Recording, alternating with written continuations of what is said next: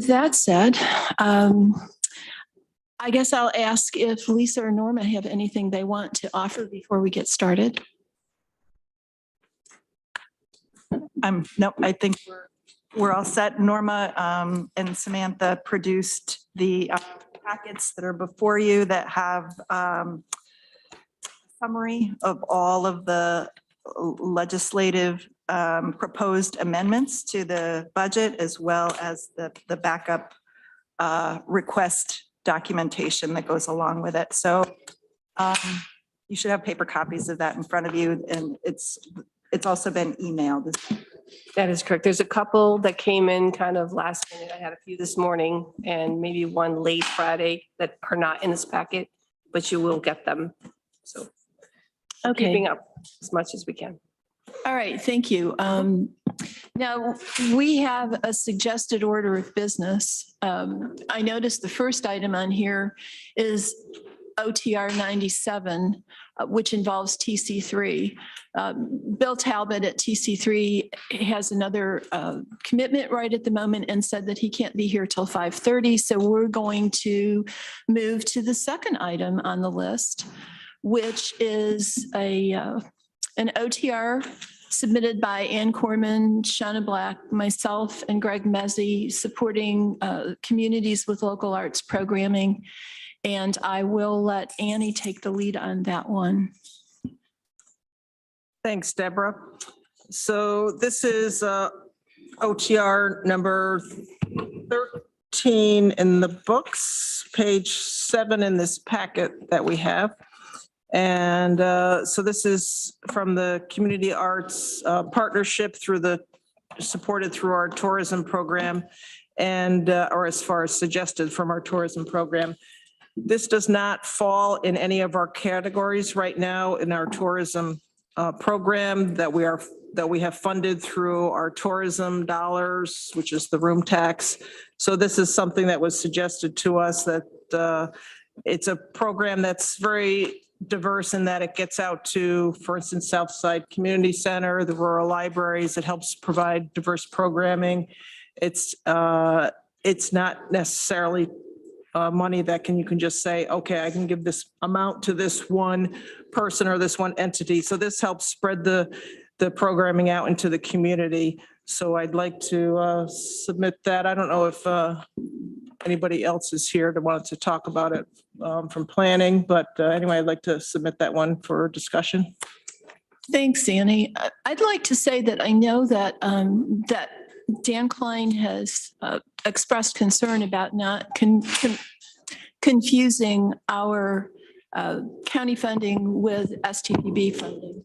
And I want to say that as I understand it, this isn't really an issue of confusing those two funding sources. As I understand it, there is a separate program that CAP administers from the state to distribute these funds. And they would like to have more funds to distribute. And STPB felt that this was not tourism related, so they didn't want to use STPB funds. I think it might be less confusing if we consider that what we're really asking for is funds to go directly to CAP to be distributed for these cultural and educational programs. And my interest in this primarily is that it's a way to enhance the ability of our rural libraries to present programming. And I've been wondering for years if there isn't some way that we could give the rural libraries additional support. So with that said, would anybody like to speak on this issue? Dan? Thank you. Yeah, so just as a little bit of background for anyone that's listening, there is a law that enables the county to charge a room tax, a hotel tax that we do every year, and use that money for a variety of purposes, tourism purposes, arts, and supports of the arts. And that's where all the money that the county provides for supporting of the arts comes from. It's the hotel tax. It's $3.3 million this year. It's a 14% increase over pre-pandemic levels. It's an extra $400,000 than we took in 2019. And I support more arts programming for the rural libraries, and I support more money for community arts partnership. And the source of that money is very easy to find. It's right there in the hotel tax, where all the arts money that we provide comes from. We took in $400,000 more than pre-pandemic. This is asking for $132,000, so it would be very easy to provide the funding out of that source. That's where I think it should come from. And if somebody were to propose a resolution asking the Strategic Tourism Planning Board to direct an extra $132,000 for this purpose, I would definitely support that. But I cannot support taking it from property tax money when there's this whole other source of money that exists and is increasing and is intended for that purpose. Thank you. Thanks, Dan. Greg? Yeah, I apologize to my colleagues for running a few minutes behind this evening. Dan, would you be okay with taking back the unallocated revenue that the county takes out of the tourism funds to help fund the community arts partnership? Would you be in favor of voting for that? And then taking property tax funded items and paying them out of property tax rather than paying them out of room tax? I'm sorry, I don't understand. So we take 10% right now off the top as an administrative fee, and Norma or Lisa, correct me if I'm saying any of this wrong. We use some of that funds that gets contributed to our unallocated revenue. Some goes to, I think, Rick, maybe your office for some bookkeeping. Some goes to a couple other accounts, but there's a large portion of that, maybe 90-some thousand or more, that goes to unallocated revenue, or 200,000 that goes to unallocated revenue. So right now we're taking room tax funds and we're putting them into unallocated revenue. Would you be okay with doing away with that and using that 200,000 to pay for the community arts partnership rather than taking room tax and putting them somewhere where property tax dollars should actually be paying, but we're sort of funneling from the arts to pay for property tax through that administrative fee? No, I wouldn't be in favor of that. That makes two of us. Anybody else? Mike and then Lee. I know a lot of us are kind of concerned about spending, and we've got some big items here that we need to think about. One of the things that locks us into spending is when we do these one-time items over 2 or 3 years. And this one is multi-year for 2 years. I'd be willing to support this if it were 1 year. But I don't really want to do it for multi and say we're going to do it for next year. There's too many questions about what's going to happen next year out there. And I'm really worried about recession and other kinds of things. So I would move to amend the amendment to make it a 1 year.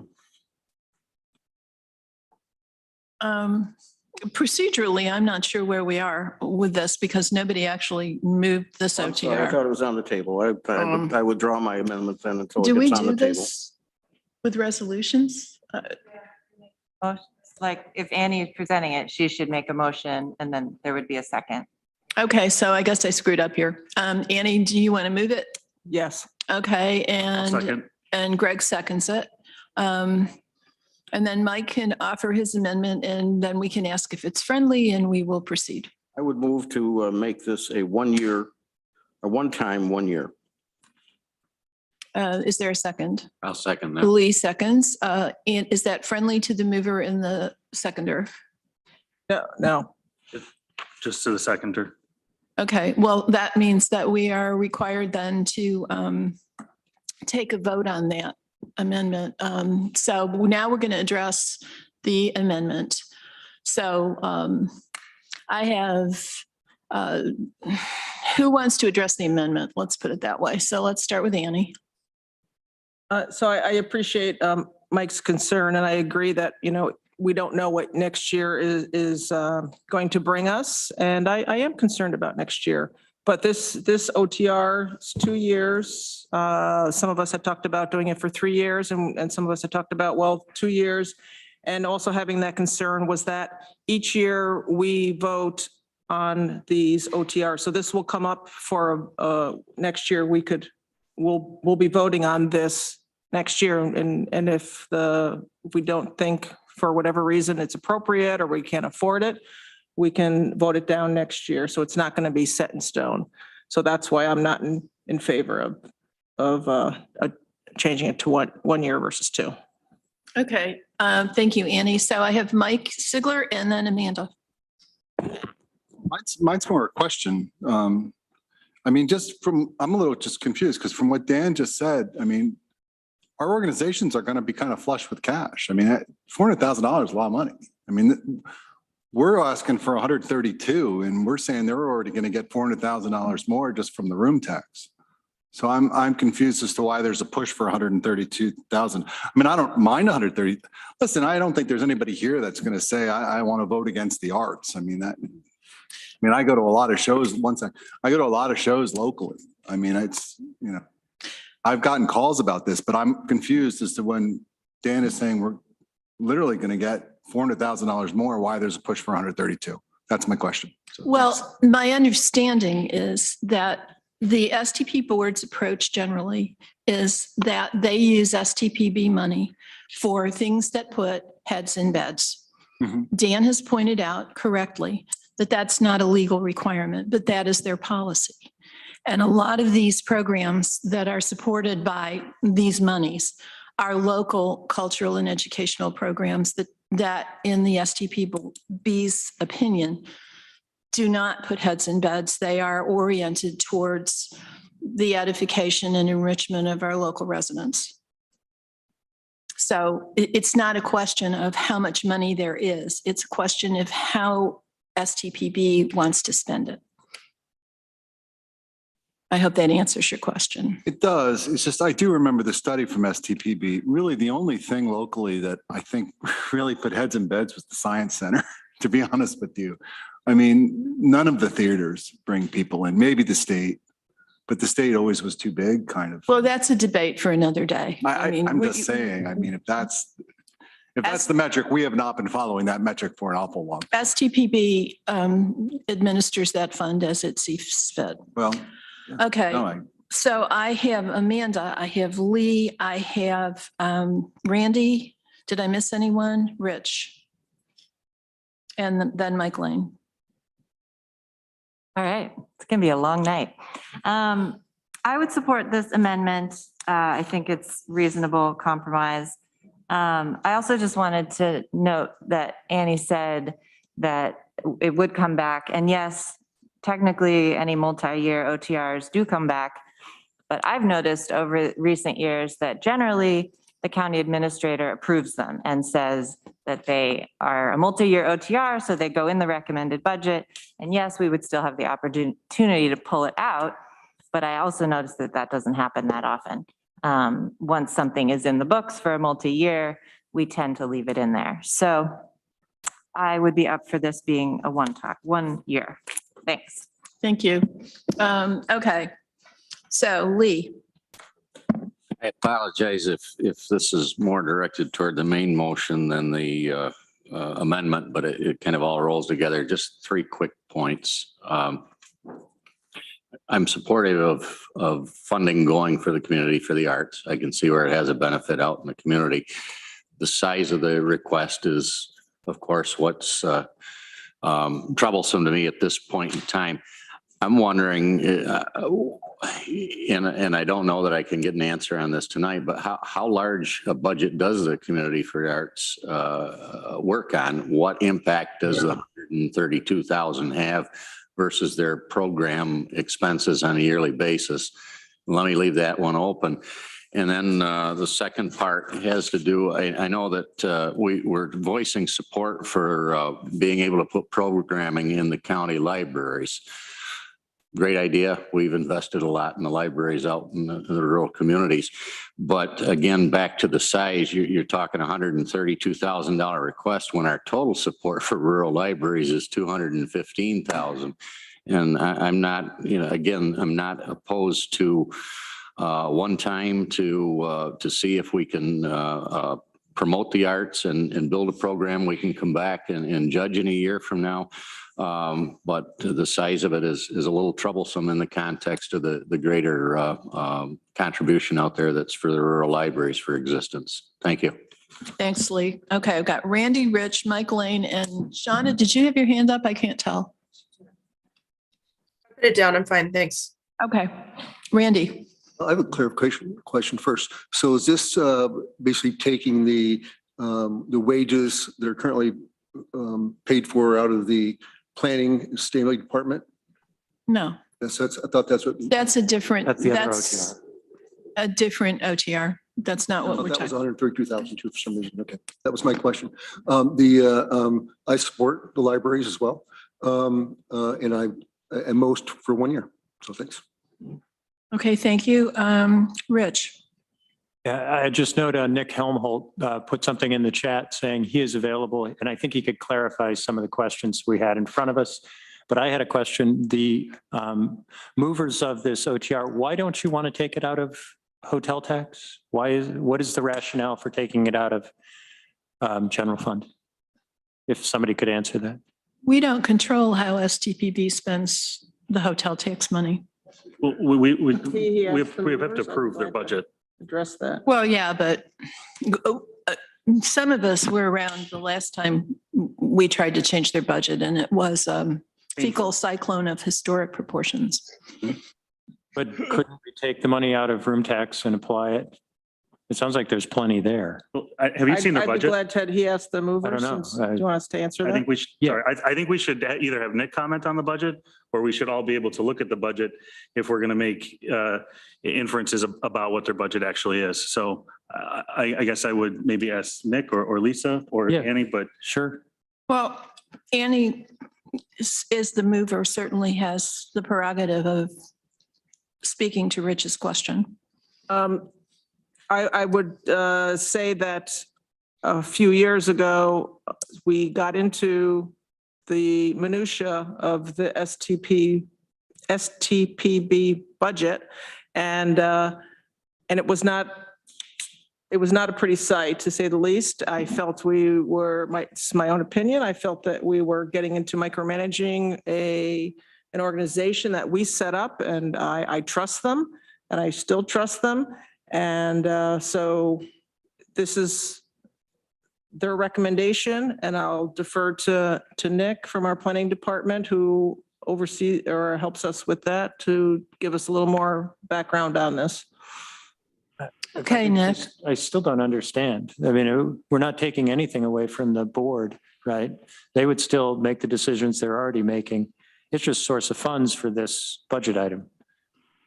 No, their decision on this particular item is that it doesn't qualify for hotel tax.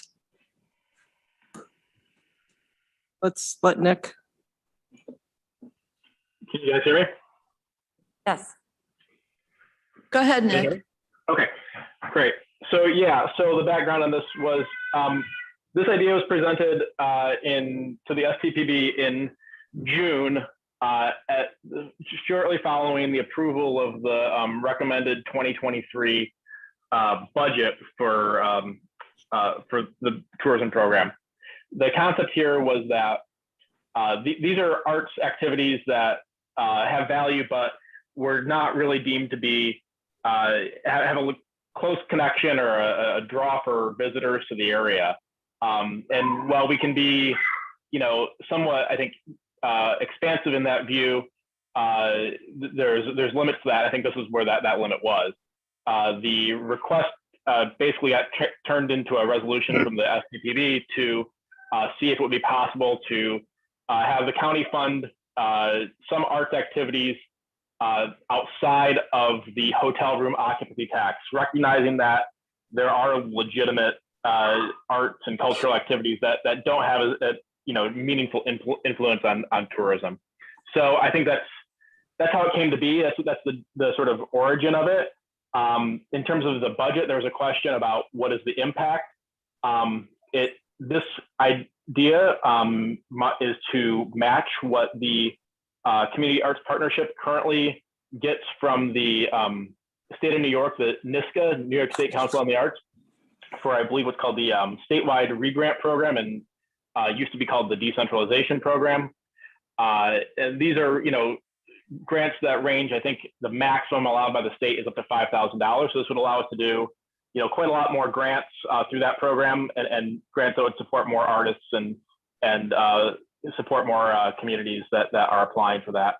I don't have the exact numbers at my fingertips, but I recall that, typically these grants have ranged in the magnitude of, I think, $1,000 to $2,000 for events that, last for a day or a couple of days. They're relatively brief performances or events. So, yeah, I think they're, that's a little bit of the background. I hope I answered some of the questions that were hanging out there. Thanks, Nick. Okay, I've got Mike Lane, and then I want anyone who wants to speak to something other than this proposed amendment after we vote on this, raise your hand. Amanda made the point I wanted to make about the fact that most often multi-years are recommended. Okay. Does anybody else want to speak to Mike's proposed amendment? Henry has his hand. Henry? Yes, I just feel that if we have a recession next year, we will in fact look at OTRs more closely. So I feel that this is, I'm not going to vote and support Mike's amendment. Okay, thank you. Does anybody else want to address Mike's amendment? All right, so let's vote on Mike's amendment. So a yes vote would be that we would adopt Mike's amendment and it would be only a 1-year OTR. Shauna Black, Yes. Travis Brooks, Randy Brown, Yes. Amanda Champion, Yes. Henry Grannison, No, Rich John, Yes. Dan Klein, Yes. Ann Corman, No. Mike Lane, Yes. Greg Mezzi, Yes. Veronica Pillar, Yes. Lee Shirtliff, Yes. Mike Sigler, Yes. Deborah Dawson. Yes. 11 ayes, 3 noes. That passes. Okay, now who wishes to speak to the motion as it now stands for a 1-year OTR? Dan? Well, I get the sense it's going to pass. I just want to state this for the record. Of all the monies that we administer, this is the one that has no restrictions. There is no state mandates and no federal mandates that we are dealing with here. These are our own invention. This is our fund to do with as we please. Mostly, there's, it's a little exaggeration. And so this idea that somebody decided we can't spend it in a certain way is false. It's just an invention. It's not true. And it's heads and beds. I mean, there's a bunch of things that we fund through the Strategic Tourism Planning Board that we know doesn't bring in tourism, like Dryden Dairy Day and Groton Old Home Days and Newfield Old Home Days, et cetera. There's a whole bunch of things. So it's just not true. It's just, if somebody says we can't spend it that way, it's just not true. And we, the legislature, can say, hey, you should spend it that way. And so that's, even though I think this is going to pass, that's my message to the Strategic Tourism Planning Board. Why don't you use the increase in your funding to fund this thing that you think is a priority? Thank you. Thanks, Dan. Greg? So probably being one of the only people maybe that served on the STPB budget committee. See, I think that there are many priorities, and I think that members of the STPB, the arts community, the tourism community, take that job of allocating those funds very seriously. And there is an element in certain festivals grants and other grants that there is a quality of life factor that's taken into consideration, not just heads and beds. That is a large part of the conversation of what will create a vibrant tourism economy. But there's a piece of it that also what's going to enrich and create a more vibrant arts community for everyone in Tompkins County, both residents and visitors. So I think that is something that they do. There are competing priorities. And this was an opportunity to, make this a priority. But at some point, if you look at the budget, there's other priorities that have taken those funds, right, to fund the long established grant programs and things like that. So there was a lot of consideration about what priorities were placed, and they did place priority on that, but then they also saw this as an opportunity because this is also a mechanism within our system to ask for additional support from our organizations, right, from our departments for additional funds out of the fund balance. So we pulled that lever and made this recommendation. So that's where it comes from. It is a priority.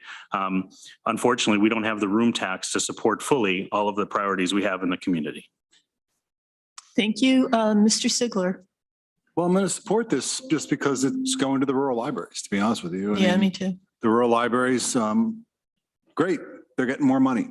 But I have to tell you that at the end of the year, I'm going to look at it and say how much actually went to the rural libraries. And if it wasn't where we say it's going to be, then I won't really understand the point of this, right? So, so great, go rural libraries, because I've always felt we've kind of underfunded that anyway. And I'm actually putting, like, I would suggest that next year's budget, if we're going to suggest this again, we kind of put it all underneath that.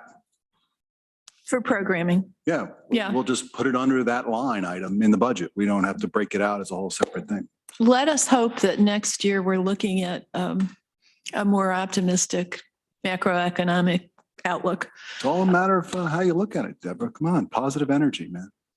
Uh-huh. Okay, Randy? Based on what Dan said, I agree with you, Dan, if that's the case. It sounds like it is. I think rural funding for libraries is great. The towns that don't have libraries, are they left in the cold? I guess that's my question. A lot of them don't have libraries. So I just wonder about that. And also look at funding overall for libraries. And I think Lee mentioned it was a 3% increase to 200 something. And our library is looking at 11% increase. So I look at those things. But more importantly for me, I look at our fund balances before you can make any decision on how much money we have. We have to know what our fund balances are. And we know what they were at the end of 21, but we don't know what they are now.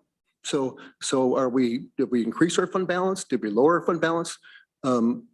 That's important to me to know before we decide to spend money. So. Norma, do you want to address the fund balance question? Or Rick can? I mean, the only audited fund balance. No, well, I mean, we don't have,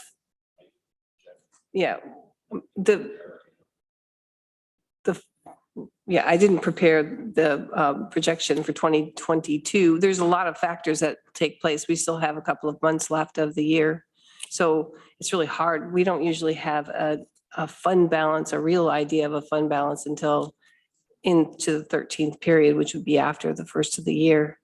So, but the fund balance what we're working with right now is the available fund balance is somewhere around 25 million. That's correct. So, but I don't understand that. And I realize it's complicated. But money comes in, money goes out. So, and you have a budget for every month and your money goes out in a month. And so it seems to me like it's not, and in business, you just don't work that way. I mean, you know, every month what's going on. So how can you make a decision for the following year if you don't know where you are now? I mean, I guess that's the way government runs, but it's going to take me a while to learn that. So. Go ahead. So there's part of what we have, what Rick's department deals with all the time is there's funding coming in from the state, there's funding coming in from the federal government, there's grant funding coming in, there's expenditures going out. The revenues are not necessarily coming in at the same time because we banked on that money to come in, but it's not necessarily here. So if we were to give you a number right now, it's not a true picture because we don't have necessarily all of the revenues collected at this point. And there's expenditures that are encumbered that, I mean, I know when Rick looks at his numbers, he's taking all of that into consideration, but there's also encumbrances that are planned expenses but have not been spent yet. Okay. We do the best we can. And after a couple of years, you'll be used to the idea that it takes you a while to get to an exact number, but the approximate numbers based on the audited results from 2021 are pretty reliable. So, okay. I've got Travis and then Lee. This is just a question for clarity. Greg, maybe you can help me out. I heard Dan say that there's more money, there's 400,000, it could be used differently, right? You're saying that that money's already accounted for, and this is 132,000 on top of that? Is that, So the STPB Budget Committee has submitted their budget as it's been prepared. So I would turn to Nick because going through this process to remember the other budget committee back from June, I'd be struggling and pulling numbers out without having it in front of me. But yes, we did go through and the part of that process is to allocate the revenues that comes in. The 400,000 increase was from 2019, correct, Dan? That's where you got that figure? If you look at the 2021 actuals to what the budget is for 2023, it's not a $400,000 jump. Dan's comment about 400,000 was from pre-pandemic funding is a $400,000 jump. Okay. So I would ask Nick, if you have further questions, I would definitely want Nick to weigh in on what the allocations were or what's available. Because there's, to my knowledge, there's, other than our own policy of, funding, fund balances and things like that, there's not surplus additional funds. Okay. I think Nick's on mute. Yeah, I don't know if Nick wants or needs to weigh in, but he's welcome to do so if he I wishes. think basically what Greg said is accurate, that the budget projection for 2023 has been fully allocated and is in your overall budget of as a part of the proposal that came from STPB. This is an addition to that. The OTR is as its abbreviation means, is over target beyond what that is in the. So there's not like unprogrammed funds in the 2023 tourism program budget. Thanks, Nick. Lee? Just briefly, and this is to kind of echo a little bit of what Randy brought forward.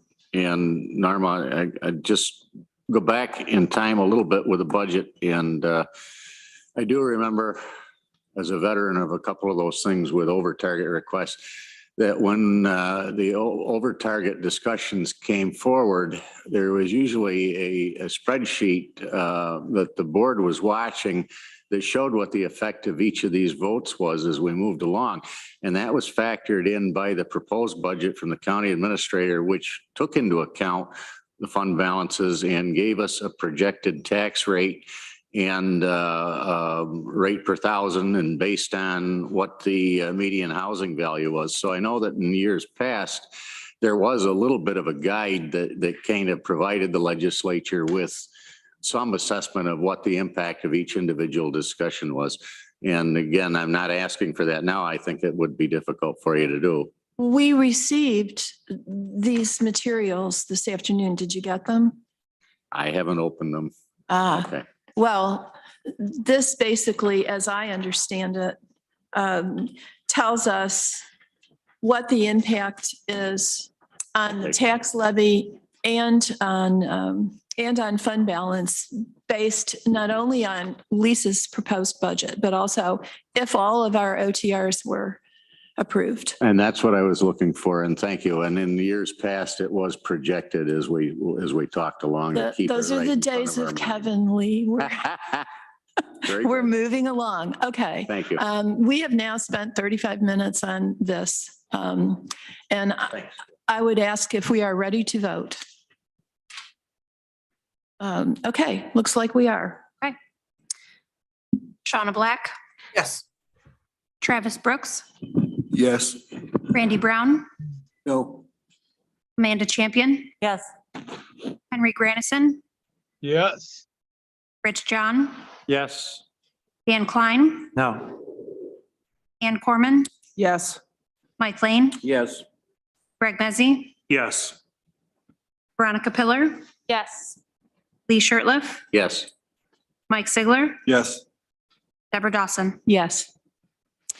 Thank All you. ayes, 2 noes. What was the vote? Doing it. 12 was ayes, announcing. 2 noes. Okay, I am advised that Mr. Talbot from TC3 is now with us. Bill, are you there? Yes, I am. Okay, so let's go back to Mike Lane's OTR relating to TC3. Mike, if you'd like to explain this and then move it. Sure. And I certainly defer to Norma and Bill on this, but the problem, as I understand it, when we had this as target funding, it would have added to what we pay our percentage for the college's support. But we can't do that by ourselves. We have to do it in conjunction with Cortland. They have to do it. And yet we want to be able to help the college here. So it was suggested that we make this a 3-year, multi-year. And that's what I have proposed to amend it to, so we don't have an issue with Cortland County. Norma or Bill, did I say that right? You did very well. Thank you. So to clarify, is this something that we need to do and something that TC3 wants us to do? Yes. TC is requesting it. Okay. It's the same amount of money. It's just changing how we designate it. Will it not also change where the money comes from? Yes. So this will be coming out of the general fund and not out of target. All right. That said, I want to be sure I understand that the costs that are covered by this $145,000 a year are expected to be annual costs, and they're not going to be going away anytime soon. That is correct. Okay, thank you, Bill. All right, does anybody want to second Mike's motion? Annie seconds. Any discussion? Oh, goody. Okay, looks like we're ready to vote. Shauna Black, Yes. Travis Brooks, Yes. Randy Brown, Yes. Amanda Champion, Yes. Henry Grannison, Yes. Rich John, Yes. Dan Klein, Yes. Ann Corman, Yes. Mike Lane, Yes. Craig Mezzi, Yes. Veronica Pillar, Yes. Lee Shirtliff. Stepped away. Mike Sigler, Yes. Deborah Dawson, Yes. 18 ayes, passes. All right, thank you. And thank you for being available to us, Bill. Thank you. So I'm glad appreciate was short and sweet. it. Me too. Thank you. Okay. All right. Now we're moving on to 2 OTRs that I submitted. Am I allowed to move as chair? Britt? Katrina? Okay. All right then. So the first one is an OTR to add back into Target the additional 5% of TCAT's underwriter request for the year. Apparently, they initially requested 8%, and Lisa recommended. Originally, we put 3% into the budget for all supported agencies and when we met with them, that was the number that we were going on. It was after we had submitted our recommended budget that they came back and asked for the 8%. So it wasn't included in my recommendation. It was just a timing issue essentially. Oh, okay. So this would be the full 8% that they're requesting from each underwriter to cover their operating budget for the year. I will move that if someone would, Veronica seconds. I do want to clarify one thing because I'm not sure of this. Is this like TC3 where if we want to put the 8% in, it still depends on whether the other 2 underwriters put the 8% in as well? I think it is. On the TCAP bylaws, they have to be funded equally from each underwriter. There may be some way to, just like we do with TC3, to give extra. I don't know how that would work. Well, because I was going to suggest that if that's the case, we could put that money in contingent funds. And when we know what the other two underwriters are going to be doing, then it will be there to cover that cost if the other two agree to it as well. Mike? This is not the first time this kind of a question that you're asking, Deborah, has come up, and it's who's going to go first on these very often. And usually it comes out, we have to go first. Now, if Cornell and the city, let's say, only wanted to go 6%, then I think we'd have to meet and maybe we would have to reduce our amount or they'd have to raise theirs. But it is that same kind of an issue. And it's not the first time we've questioned it. Well, I think given the relatively small amount of money, I would expect the other two underwriters will pony up, but sometimes I'm more optimistic than I should be. Anyhow, so that's the substance of this OTR. Does anybody have comments, questions, discussion? Annie? So I'm just and Ed, going off what you said, you asked about, do we need to put this in contingent fund? Was that question exactly answered or? Not exactly. What? Can anybody answer that? I think you could do it if there was a problem with the other two, then we could probably amend it later on and just put the extra money there until it was sorted out. So we don't need to put it in contingent fund? I think not just yet. Do we know what TCAT asked of the other two sponsoring agencies? No, I'm sure they asked for the same thing they asked for from us. They have to. Okay. So is that the 3% or the 8%? The 8%. As Lisa explained, she had just automatically put in 3%. Okay. And then they came back and said, no, we need 8. So yeah, that's where we are. Okay, anybody else? And so did Lisa approve the 8%? Well, it wasn't in my recommended budget solely due to the timing issue that they came back and asked for the 8% after I'd submitted the recommended budget. So now it's up to the legislature to determine. I mean, yeah. So, but it's what they're asking for their maintenance of effort essentially for 2023. So. Okay. Okay, any other questions? We ready to vote? Shauna Black, Yes. Travis Brooks, Yes. Randy Brown, Yes. Amanda Champion, Yes. Henry Grannison, Yes. Rich John, Yes. Dan Klein, Yes. Ann Corman, Yes. Mike Lane, Yes. Greg Mezzi, Yes. Veronica Pillar, Yes. Lee Shirtliff, Mike Sigler, Yes. Deborah Dawson. Yes. Nice. Okay, thank you, everyone. Okay, and the next one also relates.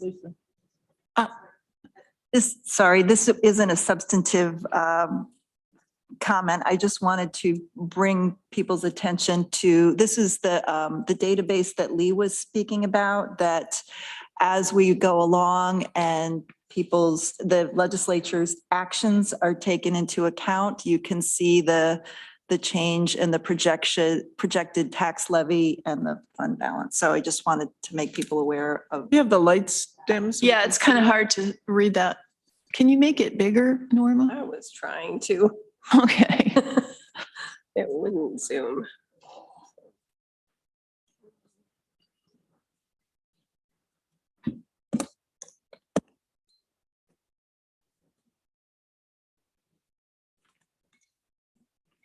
Okay.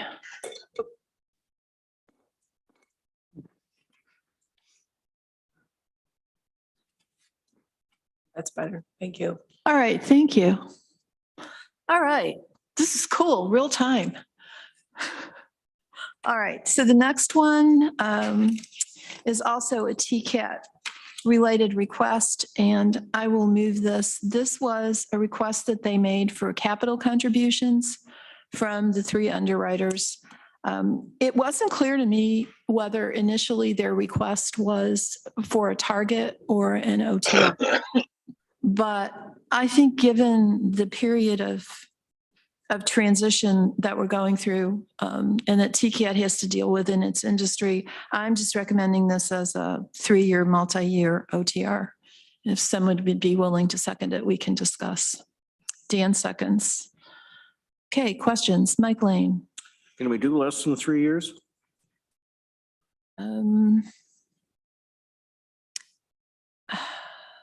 I would have to defer to Dan or Lisa because they're on the board. What's your sense from TCAT's side? It wasn't clear to me whether this was, as you mentioned, an ongoing request to be target or one time. So I don't have that information to go on. I think certainly it could be less than 3 years. Okay, I'm sorry I missed some other hands. Veronica. Just real quick clarification question. In the budget book, the unrecommended OTR was for $95,249. And in our little OTR packet, it says $92,249. I think that might have been a typo either on my part or probably on my part. So it's 95,000. Thanks for pointing that out. Somebody's reading closely. That made gold star. Those math skills. Anybody else before Mike makes his anticipated offer to amend? I want to ask, is there anybody from TCAT here? I can't see everybody on the screen right now. It doesn't seem so. Mike? I will move to make it 1 year. Okay. And don't forget, we could always re-amend this in the budget process later on if we had to. If this, for example, this isn't our only voting session and we can make amendments right to the day that we adopt the budget. Okay. Does anybody want to second that? Okay, Rich. Who wants to, okay, I guess the question is that friendly or not friendly? I mean, I guess given the indeterminate nature of TCAT's initial request, I can't necessarily view this as unfriendly. And they are certainly going through a period of rapid transition. And the economy is just so uncertain. I guess I wouldn't fight this if it would get them the funding they need for next year. Rich, you were my seconder, so. I seconded it. I have no objection. To the Oh, I'm sorry. No Dan. objection to the amendment either. Okay, thank you. Amanda? Yeah, just a clarification on the friendly amendment. If it's friendly to the mover and the seconder, but anyone else can say it's not friendly and then we would have a vote. So if it's not friendly to you, you should speak up and then we can have a vote. Okay, is it not friendly to anyone? We're so amenable. Isn't it wonderful? Okay, so discussion. Doesn't appear to be any. All right, then, I guess we're ready to vote. Shauna Black. Yes. Point of order. Dan? We're voting on the main motion. Right, right. So that's now been amended. It's now been amended. Just wanted to be clear. Friendly amendment. Thank you. Okay, Shauna was yes. Travis Brooks, Yes. Randy Brown, Yes. Amanda Champion, Yes. Henry Grannison, Yes. Rich John, Yes. Dan Klein, Yes. Ann Corman, Yes. Mike Lane, Yes. Greg Mezzi, Yes. Veronica Pillar, Yes. Lee Shirtliff, Mike Sigler, Yes. Deborah Dawson, Yes. 13 ayes. Thank you. Thank you all. And now we will move on to the next OTR, which is Shauna Black's OTR relating to OTR number 72. Shauna, you want to discuss this? Yeah, if I could go ahead and move this, I wanted to bring this forward because initially whenever we were told about this contract position, it was rolled off as a short-term position in order to train our new purchasing staff. And I noticed that it is recommended in the budget along with the addition of another purchasing staff. And I did speak with Ruby and she said that it was in fact supposed to be temporary. So I would like to, for us to move forward with hiring the permanent person and no longer use a contract service. Is that a second, Randy? Thank you. Discussion, questions? Dan? So I remember this at the budget session and I was confused about it. So I could use some clarification. Is there, did we hire someone? Are they doing that purchasing job now? Rick, anything else you wanted to add? I would like to hear. Yeah, my staff has prepared a little presentation here because we started this with Jason Molino when we started talking about a contractual person to help out train a new purchasing person. And what your budget before you now that comes with county administrator's recommendation is the hiring of a second purchasing specialist, but still continuing on with the consulting service and the additional work that they provide to our purchasing department till we get that staff member up and running also. So I shared, Joyce has put together some stats and some information. If you pass those down through, will you do the other side?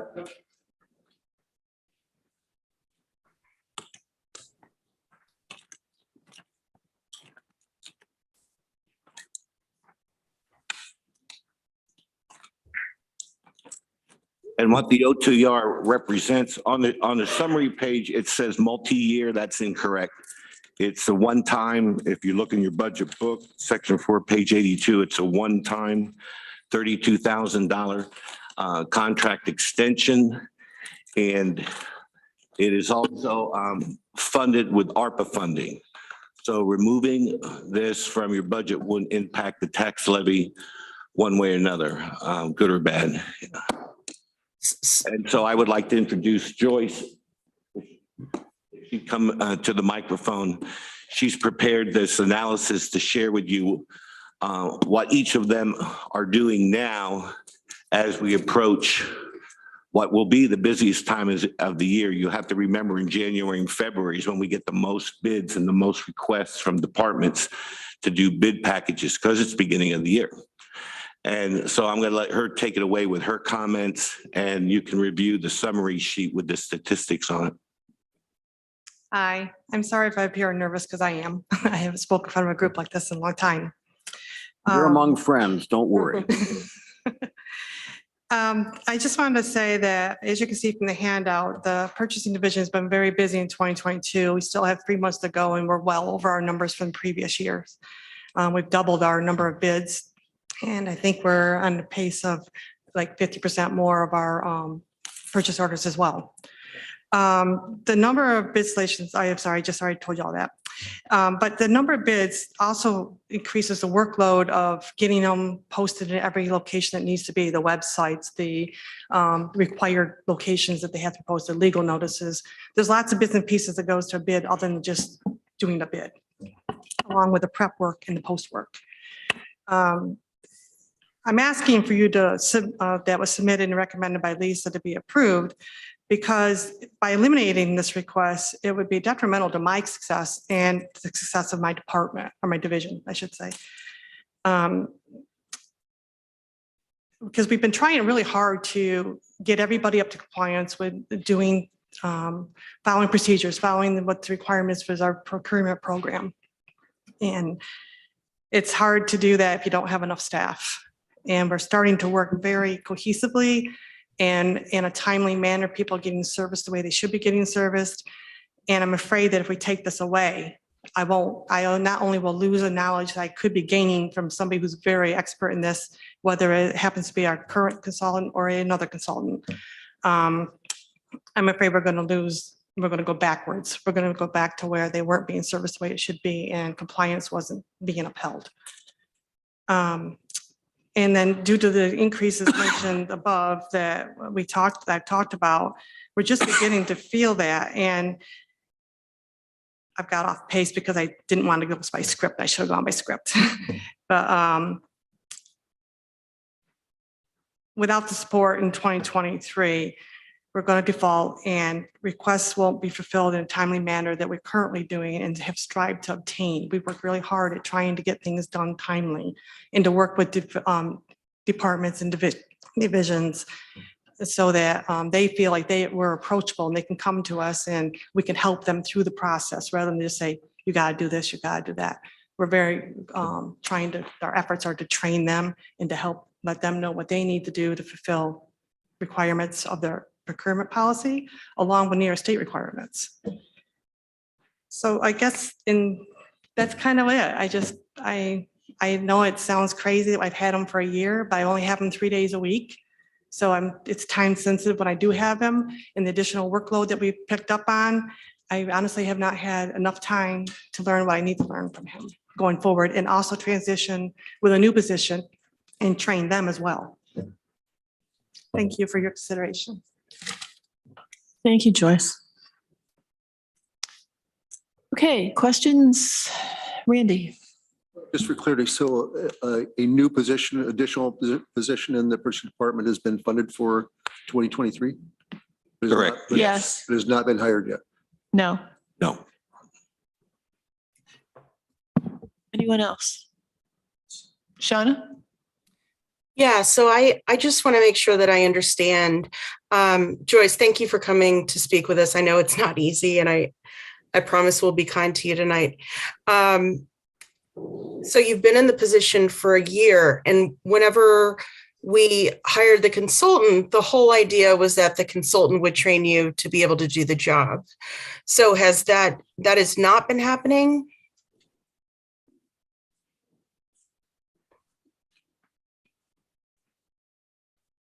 Shauna, it has been happening, but on a lot slower pace than what I thought was anticipated.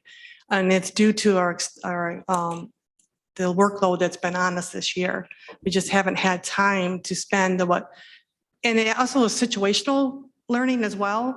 Like it depends on the bids that come across as to what's required and what's not required. And Jim has that knowledge that I don't have, and to know as to what method we have to go forward with and the steps that need to be taken. And you have to sometimes wait until that happens to be in front of you to be able to learn that. So it's been a combination of a lot of different things. Jim has been very supportive in showing me things when we've had the allotted time. But when you only have 3 days a week and multiple things to do and discuss within those 3 days, it's been time consuming. Okay.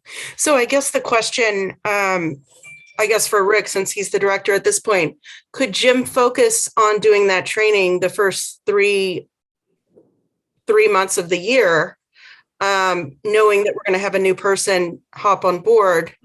And Joyce, are you able to learn the first three months of the year so that we can get you up and trained? Because quite honestly, I can't imagine that we've really offered more than a year of training to any one of our staff. And we want you to be successful and offer you all the tools and training needed.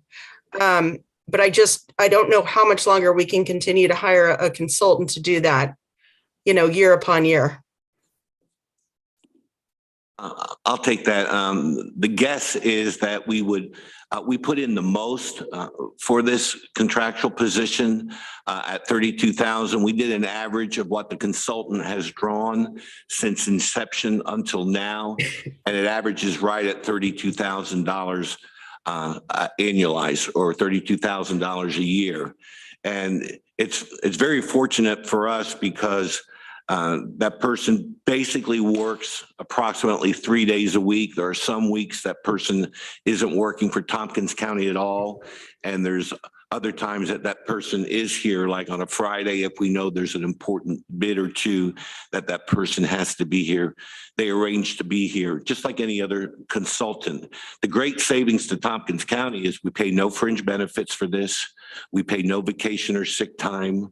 And we're really maximizing and getting a great bang for our buck, service for the dollar.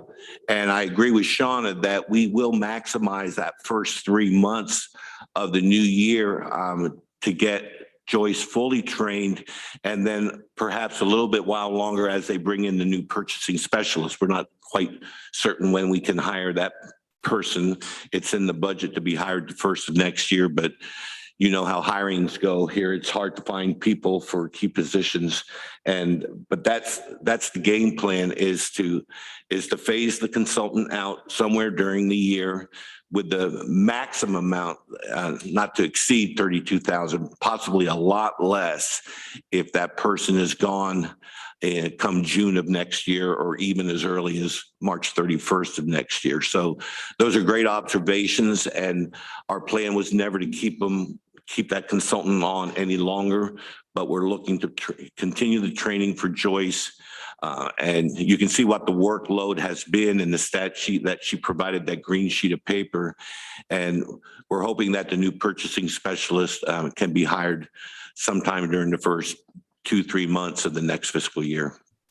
You know what, Deborah, based on that, I would actually like to change that OTR and reduce the amount by half of the 32. So have it be 16 so that we can fund that position for 6 months. Okay, let's see, who's the seconder? Randy, you're friendly with that? Okay. Well, can I ask a question? Yeah, I've got a line of people that Okay. have questions. So I've Okay. grabbed Amanda, Rich, and Henry. Joyce, first, thanks again for making that presentation. I know it's not always the most enjoyable to speak in front of us. This is really helpful too, to put this together. And Rick, I appreciate the explanation. I would second what Shauna says. I know it doesn't need a second because it was already seconded, but that was my thought, was, try to put a cap on this. I don't like to over sandbag things and sort of plan for the worst. I think we should plan for what we think we'll need and sort of stick to that. So that's why I would be in support of the 15K, but I really just wanted to make sure, Joyce, you got a shout out again, because I appreciate you coming and making the presentation. I guess first I should ask, as Amanda suggests, is this change to Shauna's OTR friendly to everyone? Does anyone object to it?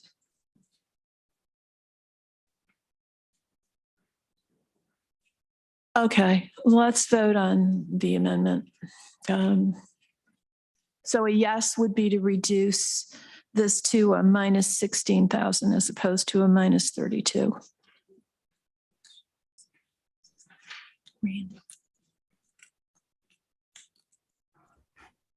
Shauna Black, Yes.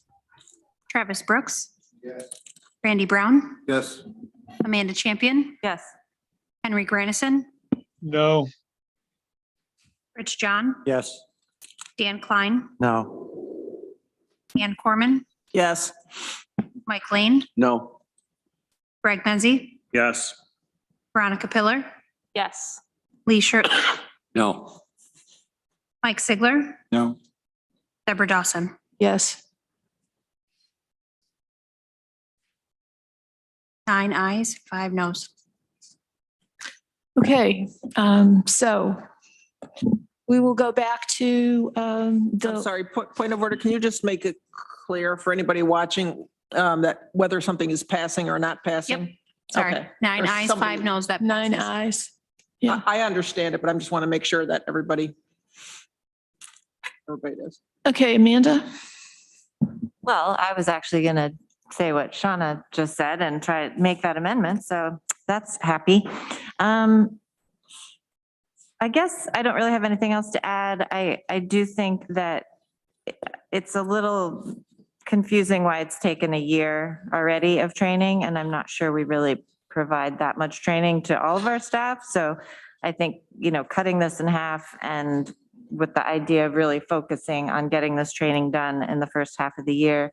You've got another person coming on, so you'll have, you've got one person there. You're also going to have staffing for the director's retirement. You're also getting another person as well. I know they all do different jobs. Everyone has variety, but you are getting plenty of new staffing going forward. So I think I'm comfortable with where this is at. Thanks. Okay, thank you. I have Rich and then Henry. Rick actually answered my question, but I would just say that this is a very technical area of our governing process, and I'm very comfortable that we're doing enough training. I want us to be well-trained in this area, and whatever it takes. It sounds like the 16 is going to be enough, and that's why I voted for that Point amendment. of order. Yes. I think, as Dan pointed out, I think we just voted on the main motion because it was a friendly amendment. So. No. No. Oh, That was. that's right. Mike said, let's have a vote. Oh, I didn't hear that. Okay. Yes. Sorry. So, point of order, sorry. What did we, point of clarification, what did we just vote on then? We voted on the $16,000 To change it to to 6. change it to And that's what it is now. Yes. Thank you. Okay. And I was making such great comments. I know, sorry, Rich. You were being profound, Rich. Yeah, no, I think this is a good use of government money to make sure we have proper training in our purchasing department. So thanks. Okay, Henry? Yes, I mean, I think that the most important thing was Rick's comment that this comes from ARPA funding. This does not come from our budget. And so I'm not sure why we cut the amount and why we are concerned about this funding. It doesn't come from us. And so it's essentially free training. And so I will vote against it. Thanks. Okay. Let me just say that when the ARPA funding was given to us, it became our money. And when we spend it on one option, it means that we don't have it to spend on another option. So I feel that we're obligated to husband the ARPA resources just as we husband everything else. There is one thing I'd like to say about this. Looking at this stat sheet that was presented, it looks like our contractor has been doing a lot of substantive work over and above actually training. And what I personally would like to see going forward is that most, if not all, of his efforts go towards training, not doing the actual work. So just my thoughts. Worth what you paid for him. Okay, anything else? Are we ready to vote? Okay, this is to reduce the funding to $16,000. That's what you're voting on. It's to approve $16,000 of spending is. No. Well, no, because Lisa recommended 32. So Didn't we already do that with the amendment? Didn't we reduce it by 16? no, we reduced Shauna's proposal to eliminate 32,000 to a proposal to eliminate 16. Man, it's a good thing we're not accountants, isn't But it? the net effect is 16,000 will be in the budget. Yes, sir. for that. That's the net effect. Thank you. Thank Okay. Are we ready to vote? Shauna Black, Yes. Travis Brooks, Yes. Randy Brown, Yes. Amanda Champion, Yes. Henry Grannison, No. Rich John, Yes. Dan Klein, No. Ann Corman, Yes. Mike Lane, Yes. Greg Mezzi, Yes. Veronica Pillar, Yes. Lee Shirtliff, No. Mike Sigler, No. Deborah Dawson. Yes. 10 ayes, 4 noes. That passes. Thank you.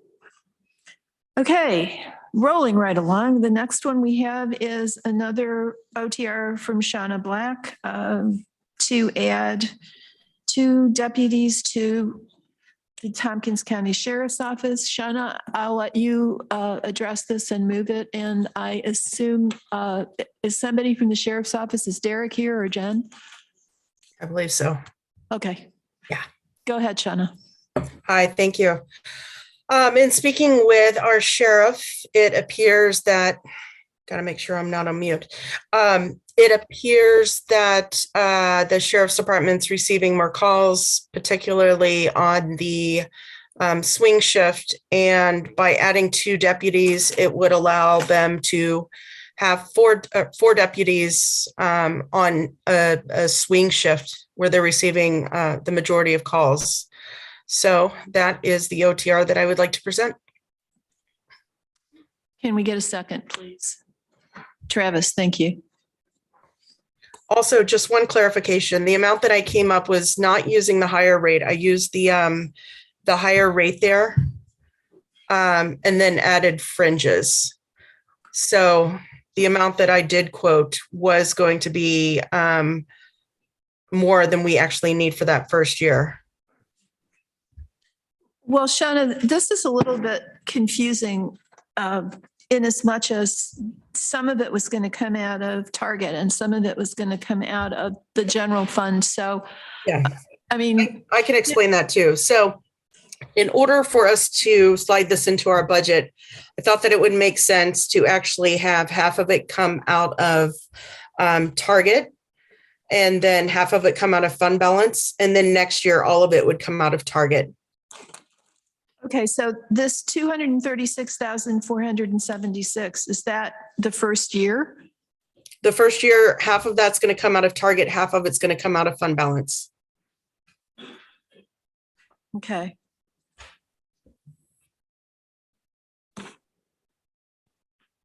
All right, comments, questions, Rich?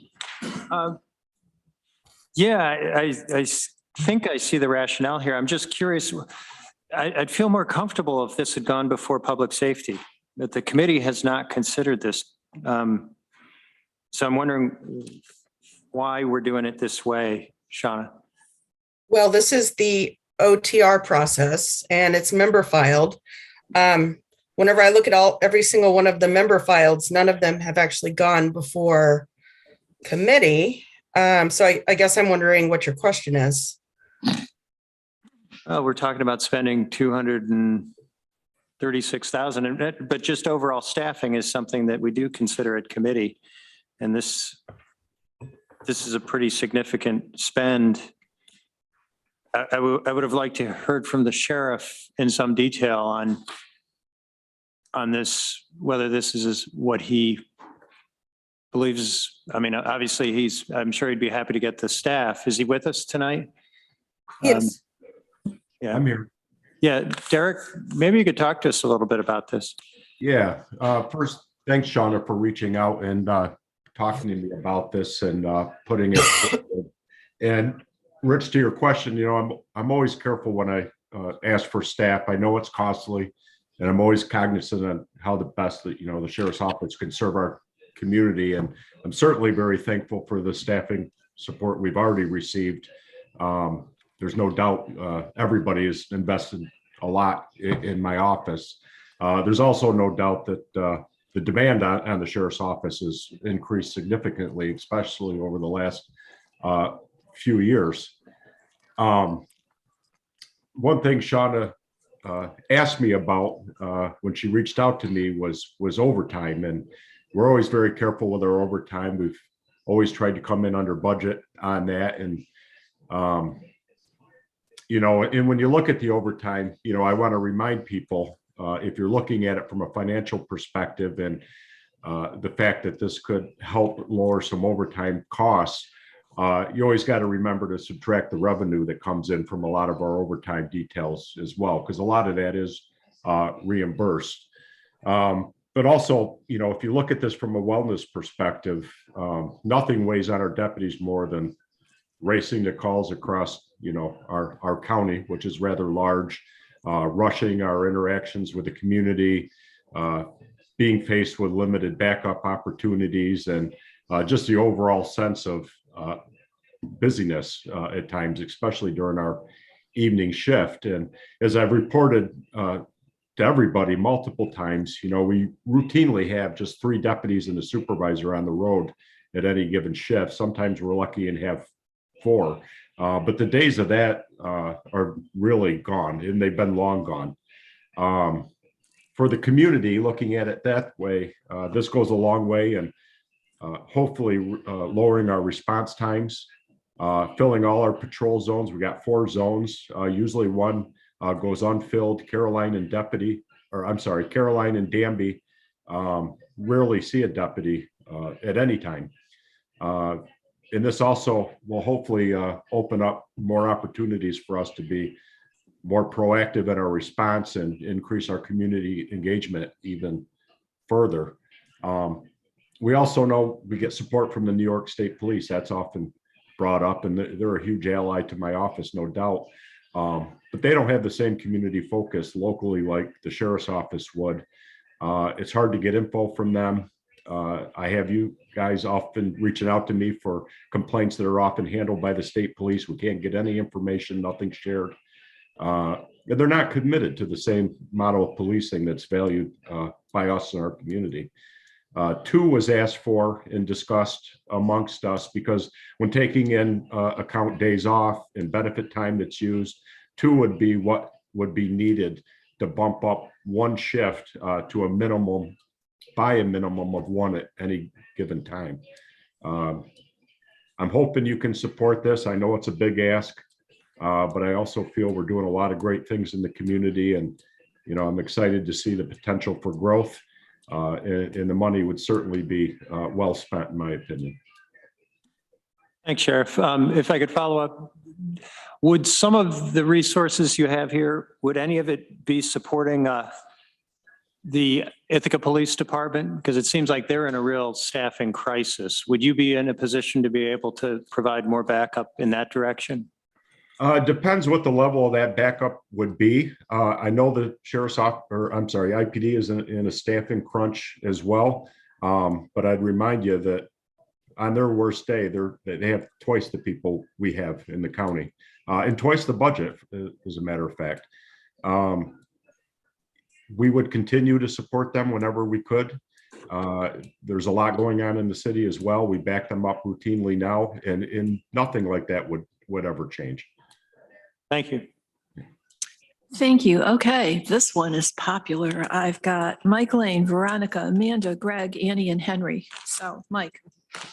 Yeah, I'm supportive of staffing our sheriff's department. They're a major source of police protection for a huge part of my district. What I'm trying to understand is the funding here, Shauna, with this split. And I'm wondering, and maybe this is for Derek, but is it going to be harder to hire deputies? I know it's already hard right now. It's going to be harder without making this 100% target. Should we just go for 1, for example, instead of 2 and make it all target?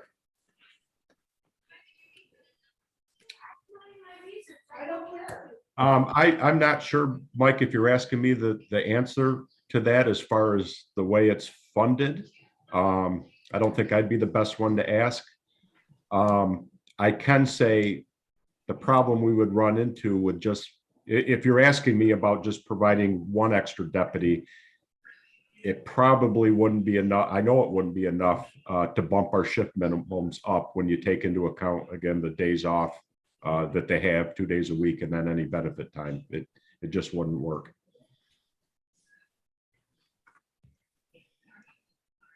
Mike, do you have a follow-up to that, or are you done?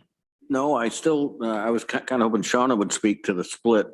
Yeah, I'm happy to make it all go to target. My concern is that I really didn't want to affect the tax levy.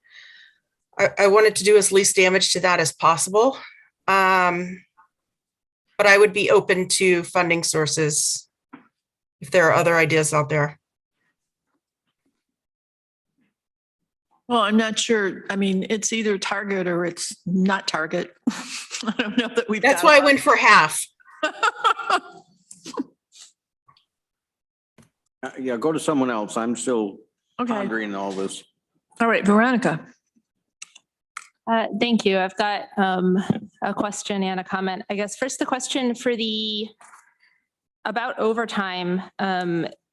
It says the addition of deputies could have the benefit of reducing overtime. And then Sheriff, you also mentioned something about changing overtime revenues. Can you, I guess either you or Shauna, explain what should we expect financially in terms of reducing overtime if we did approve this OTR? And I apologize, can you explain the overtime revenue thing? Because I don't know what that's referring to. Sure, Veronica. The point I was trying to make with overtime is it's easy to just look at our overtime line or what is spent on overtime over the course of a year and think, wow, that's higher than it should be, perhaps. But you have to take into account of a lot of the special details we have, contracts we set up with people in the community. They pay for that overtime. So we have revenue generated from that. One big one, for example, would be grassroots. That used to be shared with the state police, but now the sheriff's office is handling that event all by ourselves, which is very taxing. We enter into a contract with them. They pay the overtime back to the sheriff's office through our budget to compensate for that. So I was just trying to make the point that, you know, you kind of have to subtract that from the overtime expense if you're looking at overtime strictly from a financial perspective. Okay, thank you. So if I understand right, some of the, like, because of these special events, some of the expenditure dollars we see in the overtime line really go hand in hand with the revenue dollars we see somewhere. Yeah, Other revenue. that's correct. Yeah, and the point you were, or the question you were asking about lowering overtime, you know, due to the busyness and the staffing we have, a lot of times people are have to stay over to help another deputy or things like that. There's the possibility that this could help in that area. Right offhand, that would be a very difficult number for me to come up with. I probably never could come up with it to explain or come up with an actual dollar figure on how much could potentially be saved. Right. Yeah, I imagine that's hard to figure out or to anticipate. Thank you.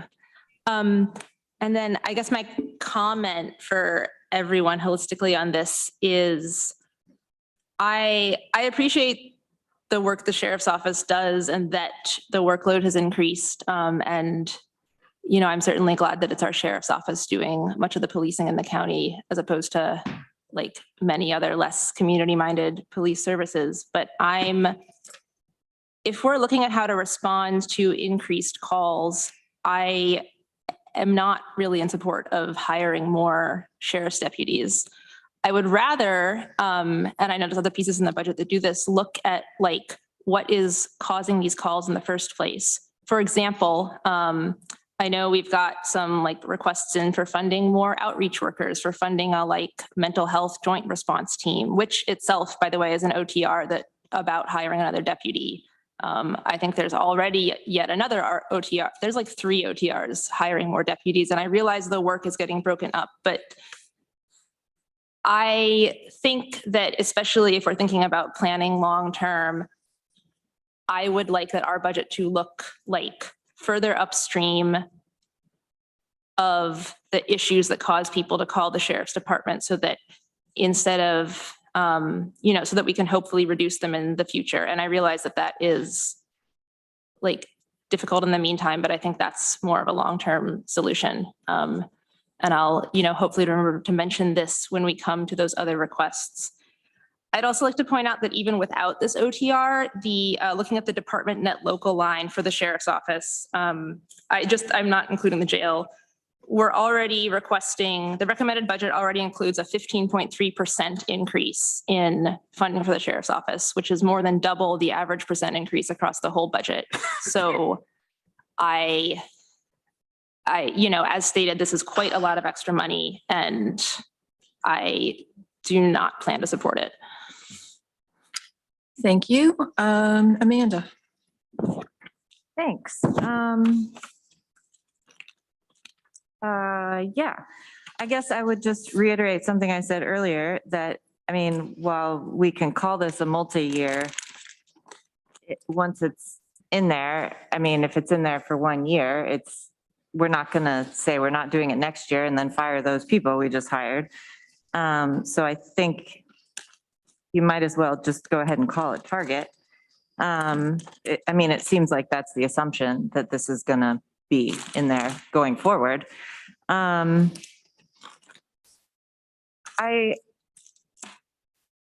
guess it feels like a really big ask, and this is the process. This is the time for us to bring, you know, forward anything that legislators hope for.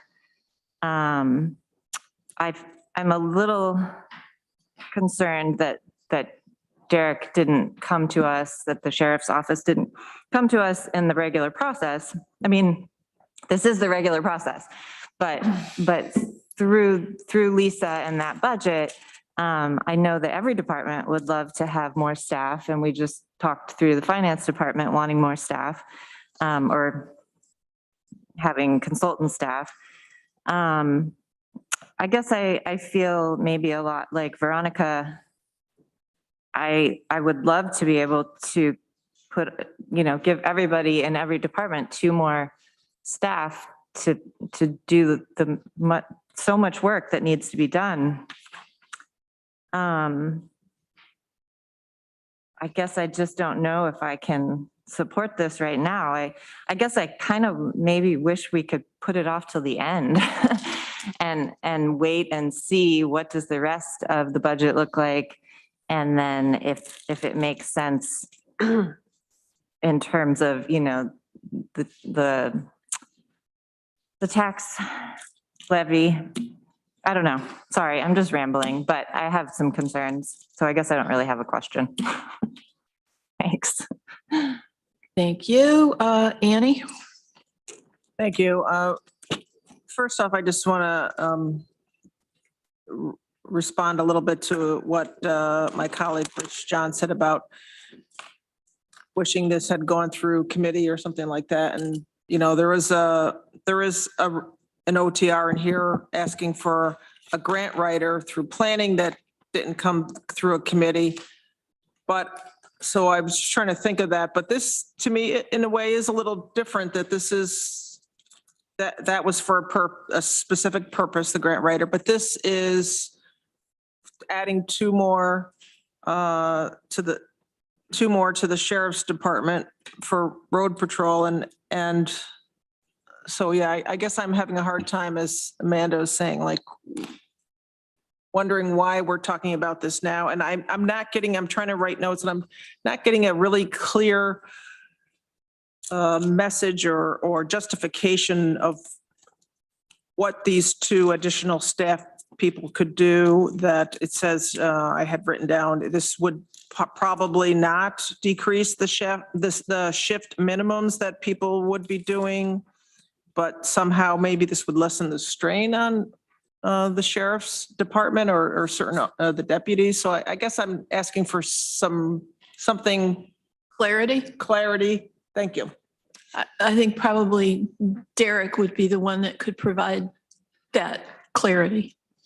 Sure.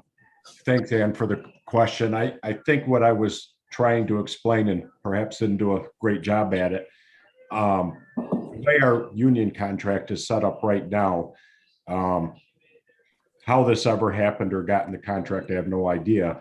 But we have to approve time off down to 3 deputies. So that causes quite a strain where oftentimes we only have 3 deputies on the road. I'm working with the union to try to establish an MOU that if we can increase the staffing, we can bump that minimum up to 4, or like Shauna mentioned, address this through a swing shift that I could get around an MOU with and target extra deputies on the time that we're most busy. That is how it would improve the staffing. I think you mentioned with the 3, that it would increase the 3 during our busiest times to a minimum of 4 due to that swing shift. I hope that makes sense. I guess it's kind of like a chicken or the egg first, like if we don't have that MOU, then would we still, be down to 3 frequently? And I thought this was addressed a couple of years ago when we approved 2 people or 2 staff that were going to take turns with different shifts and help with that ratio. And their, I don't remember their exact titles, but they were focused more on community education. And that was supposed to help, but they were going to be available to be able to be pulled out into the community as needed.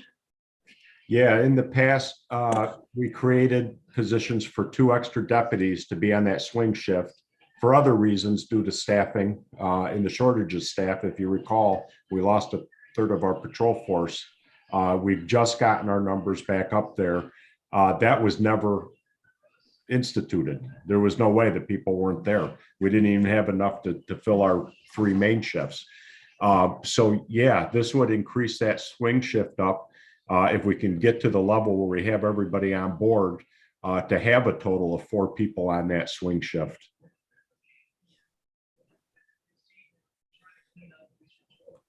And then of course, with people taking time off, that would, of course, at times reduce that swing shift due to days off in benefit time. So overall, that would have the effect of having a minimum of 4 people during our busiest times. Okay, thank you. Okay, Henry? Yes, Derek. How many, in terms of your staffing now, how many people are out on leave or are eligible but are not working? We have one that has been out on long-term disability that retires November 1st. We have a second person that is out on long-term disability, expected not to ever return. We have one on administrative leave facing termination. And we have 2 others that are assigned to special details that come off of our road complement. So our total road complement right now is 26, minus those people that are out due to various reasons. Unknown caller. Okay, I know that. One more on long-term disability as well. Excuse me? We have an additional person just that recently just went out on long-term disability, and we don't know if they're going to be able to return. Thanks. Okay. I know that part of your process is to lower overtime, and we've hired more deputies over the last couple of years. Have you been able to significantly lower the overtime amounts?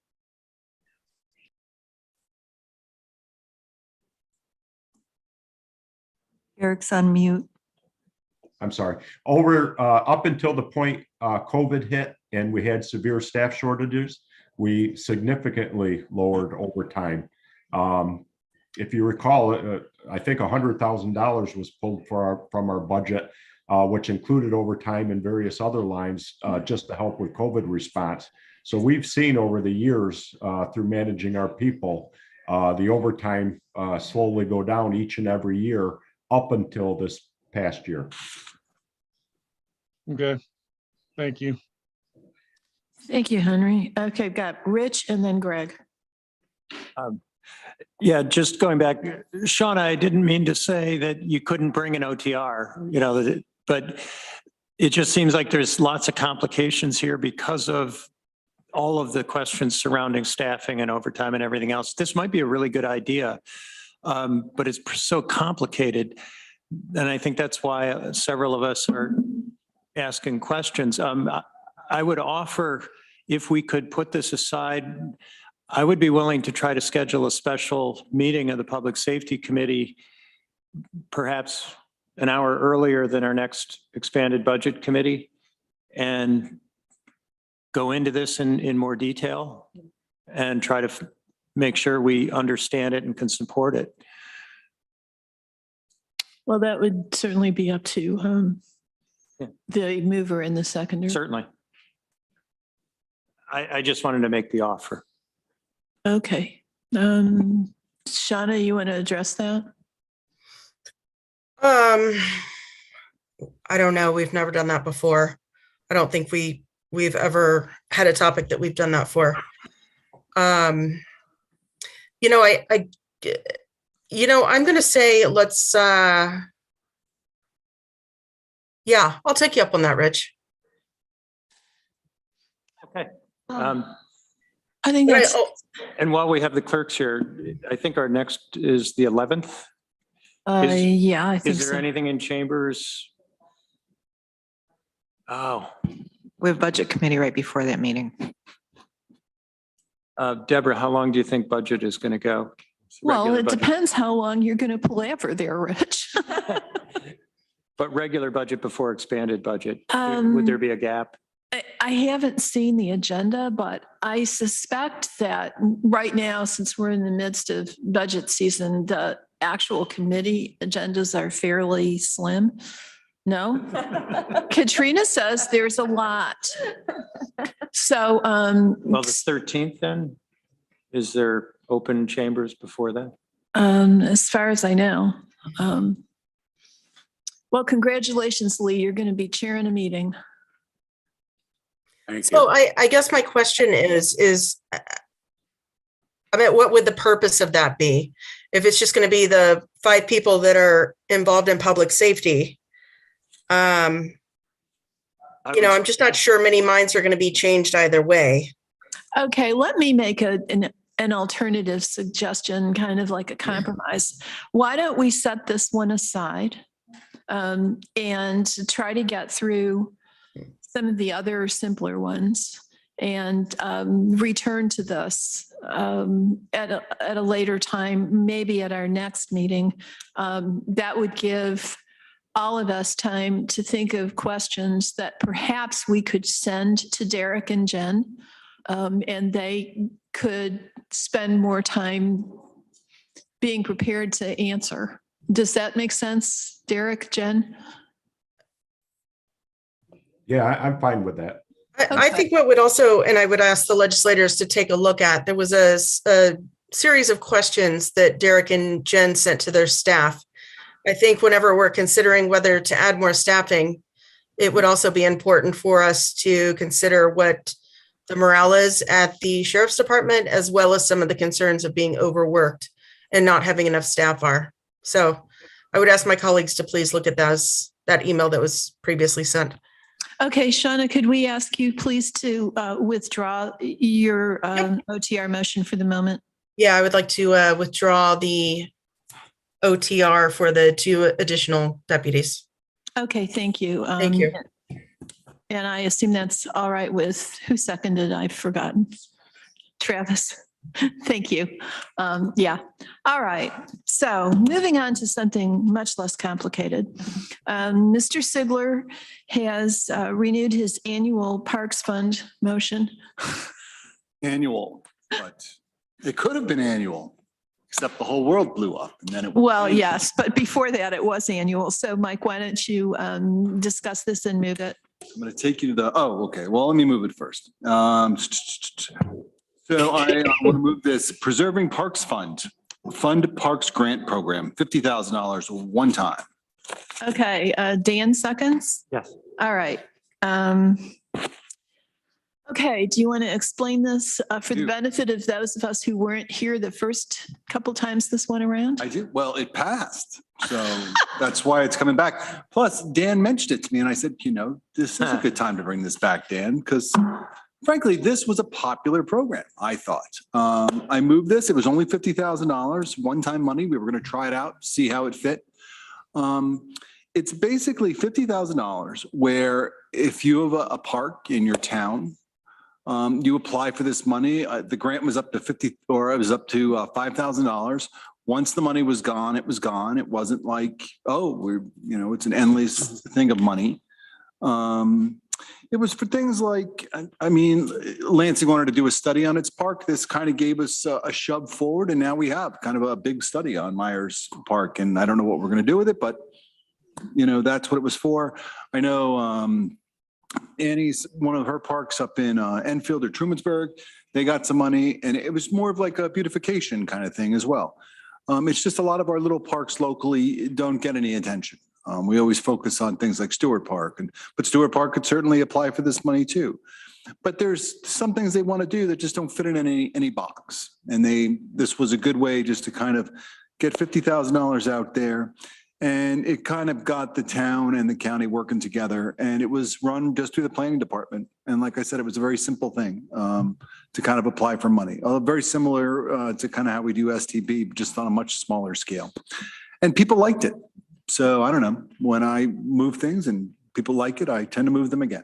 So, and that's where we are today. Okay, well, I contacted our planning department who hadn't heard about this, but they have done it before, so there would not be a lot of setup costs. Katie did want to mention that this was not directly related to any of the plans or strategies in DPS's work plan for 2023. Nevertheless, she's not saying they wouldn't be willing to do it. One thing that she did say is that there were only 5 municipalities who had not received these grants in the 2 previous years where we've had the program, and that if the ceiling on each individual grant was $5,000, then we would only need $25,000 for this program in order to assure that every municipality in the county actually got a grant. I see that Katie's on if she wants to participate in this at all. Yeah, I'm just here to answer any questions you might have. Okay. I see Annie's hand and Mike's hand. Anybody else? Dan, Randy? Okay. Go ahead, folks. Thank you. Katie, I'm going to give you a question. So when you had this program before, when we gave you this program before, because this was before from an OTR, I believe that the legislature did a few years back. And could you refresh us to the approximate amount of time and effort that it took for your department to administer this? Yeah, sure. So this was actually only run for 1 year, 2019. It was funded at $50,000 again for 2020, but due to the pandemic, we wound up returning those funds to the general funds. We did do a program evaluation kind of mid-year through 2019 to see whether it was something at the time, the Peak Committee wanted us to move forward in our budget again. And at the time they decided, yes, it was something to propose to the legislature. The legislature did decide to fund it for 2020. But at the time we did an evaluation like mid-year, I think June of 2019, and we estimated that a staff member had spent about 80 hours on setting up the program, doing the online application, figuring out the guidelines. So we expect it would be significantly less than that to administer, since we already have all of those materials ready to go. And we have made some tweaks to the program just in terms of contracting to make it hopefully run a little smoother and fit better with the county timelines for contracting, et cetera. So would you estimate 40 to 60 hours, or we just ballpark? Yeah, I think that seems like a reasonable amount. Mm-hmm. Okay, thank you. Okay, got Mike Lane. Mike, thanks for proposing this again. This was very popular. A lot of municipalities took part in it. It was competitive. Basically, if you put your grant in and there was money, or put your grant application in and there was money, it got funded. I wouldn't be in favor of saying, well, these particular municipalities didn't receive any, and therefore we're allocate just for them. Certainly, I would encourage them to put in their application. If they've got something, they might have an extra point or two because they haven't been funded before. But this has added a little bit of money to a lot of projects. Certainly in my district, if anybody hasn't been over to see the pocket park created by Freeville, the railroad with the railroad theme, please go over there and see it. It's wonderful. Money for Montgomery Park and Dryden, and money for the town. These are good things, and it's not a lot of money. It's one time. And as Katie just told us, when we had planned it before, the pandemic got in the way, so we didn't have to spend that money then. Yeah, I'm not sure that it was competitive. I think it was first come, first served, wasn't it, Katie?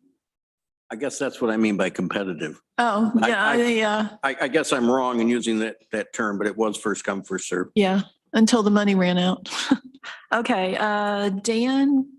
Yeah, I just wanted to state, and also Katie, please correct me if this is not correct, is that it's not just parks, it's trails and other potential natural areas. I'm not sure, exactly what wording was used, but just to be clear, it's not just parks. Does that sound about right, Katie? Yeah, it's park or trail infrastructure, park or trail improvements, recreational equipment for parks or trails. Yeah, we made it very clear it's both. Thank you. Okay, Randy? Yes, thank you. I remember when this came out and Newfield didn't apply in time, so I don't like the first come, first serve. And I imagine Enfield probably didn't receive anything either on this because they just don't know what's going on. It didn't happen for them. So I like this, but I would suggest that you allocate funds to every town equally. And if they don't apply by a certain date, it would go back in a pool. So that was my thought. Okay, Greg? Yeah, I can get behind this with a couple of things. I think things should be competitive. I think you should put a proposal together and the best proposal should win. I don't think you should just earmark, because we might as well just write checks for, however many $1,000s and pass them out. So I do think that this should be competitive. I think we should take the $5,000 cap off. And I think we should, have people bring interesting proposals and have a review date and look at them all. And if people don't know what's going on out there, that's, not necessarily no fault of the program. It may be fault of the, municipality that's not watching what's going on. So I would be fully in support of this if they're, I don't like the language in here with preference being given to municipalities that did not receive funding. They may not have had a worthy project to receive funding. So I would like to see that go away, and I'd like to see the cap come off. And then I really hesitate to bring this up because I know there's some sensitivity around STPB, but this does seem like there's some overlap with the outdoor parks and recreation grants. Yes, there is. A little bit. So it's an opportunity to have an already in place grant panel that's reviewing grants, have a separate sort of grant to review in the same period. I don't know, Katie, tell me if that's a crazy idea. Yeah, well, right now, the way the tourism or the outdoor recreation grant is written is, I've had clarification, actually, Deborah, I spoke to you incorrectly earlier. Municipalities are not eligible for that grant program. They are, however, eligible for the capital grant program. So that could be another venue for them to apply for more funding, because those grants range anywhere from $5,000 to $100,000. So they could be bigger awards. But Nick also joined in case we have more tourism grant specific questions to dive into. I think everyone is aware that this crisis existed before COVID, and COVID was just the gasoline on the fire that accelerated the problem now to the point where it is a true crisis. And it's one that I often say is life-threatening for people, especially for some people in the DD system who may need 24-hour support and care with total activities of daily living. So with that said, I think the DD system is constantly, or local service providers at any rate, are constantly searching for solutions. There's been a lot of federal guidance recently around blending, braiding, and sequencing of funds to solve some of these issues. And that's not a new idea. I think, we've been talking about blending and braiding and sequencing services and funding for decades, but I think that now there's probably more of an appetite for it than there has been in the past because there's so much desperation within these systems. I think, 90% of that stemming back to the workforce issues. So in Tompkins County, I think we're down 30 beds for people with developmental disabilities, because there's no workforce to staff those houses. So the agencies were forced to close the beds, and they haven't come back. So I think they are more open than ever to looking to partnering with other organizations to see how they can better serve all people with disabilities in the county. And I think one of the issues is that despite the fact that there's definitely a strong appetite in the federal government and, you know, cross-agency guidance around extending flexibilities in different types of funding mechanisms in order to make it easier for that's that next step of the state agencies have to have the same conversation. So I think we're improving in New York State, but in my observation, that still doesn't happen very much. Even, for example, within NYSED, within the Department of Education, you have on the one hand Access VR, you know, vocational and educational services and for adults. And then on the other hand, you've got P-12 education and the Office of Special Education, and they really exist in pretty strong silos. So there's not even a whole lot of collaboration even within that one department of the state. And then between DD, OMH, and workforce development, I would say that you know, the Department of Labor and the Workforce Development System may be the glue.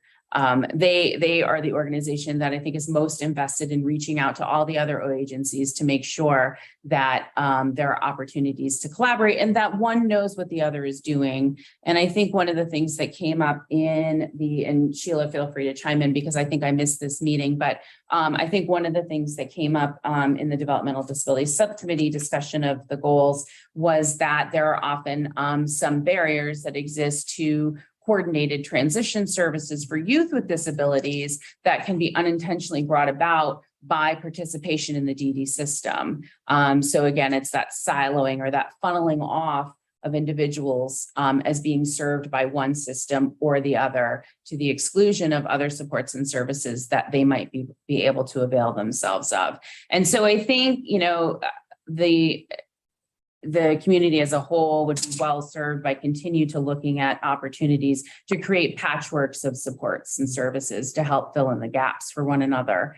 I don't see the workforce crisis abating anytime soon because the bottom line is that agencies can do a lot and can try to be really creative and as generous as possible. But until the rate of reimbursement for services is increased, the wages are always going to be substandard for the type of work that is demanded of those positions. So I think that pretty much encapsulates where a lot of the goals that are reflected in this plan stem from. And Sheila, if you have any other insights. No, I think you summarized it really well. Okay.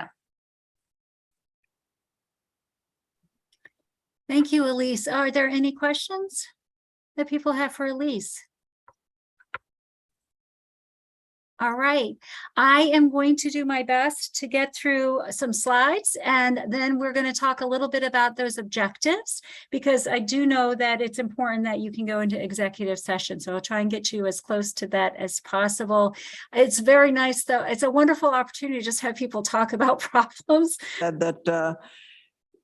I think this is really needed. As was said, the airport's been hit hard with the pandemic and we have a change in leadership. So I think it's a good time to, you know, for several reasons to look at a strategic plan. And so I'm very happy to support this.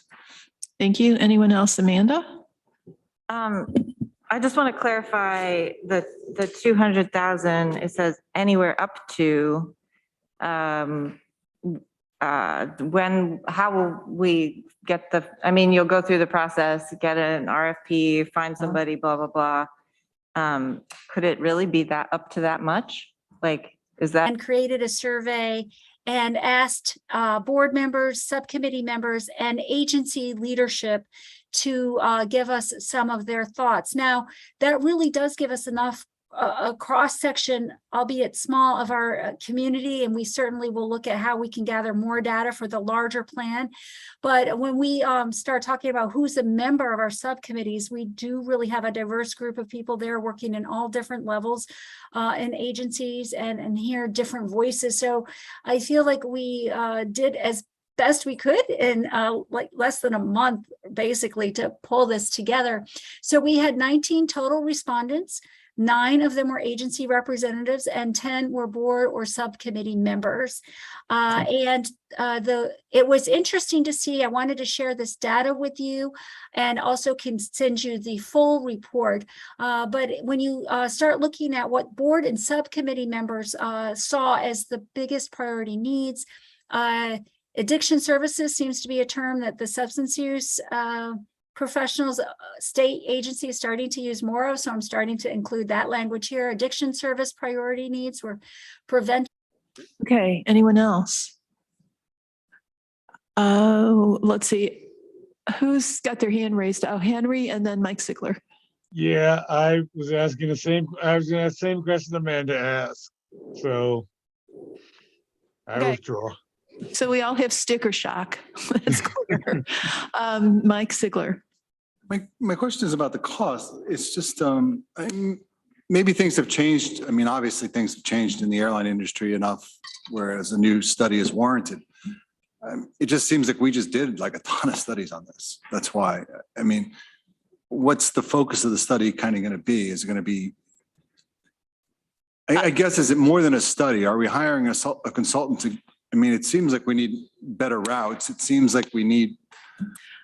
I think that to say it's a study kind of sells it short. We need to have a concrete plan for how to get the airport back up and running at full capacity. And that's going to be more complicated because of the larger mess that affects the entire industry. I mean, I'd like to know, are we even going to study maybe making this an authority as opposed to keeping this under the purview of the legislature? I mean, I'd like to just kind of know the scope maybe of. Well, I can't answer that, I know but you perhaps Shauna and or Roxanne can address your concerns.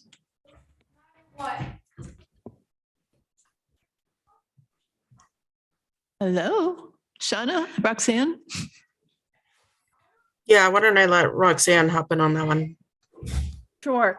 So as far as the scope, I was looking at what I've been doing is going through information on, airport strategic plans and, what has been done in the past. I've been talking to our 2 current consultants.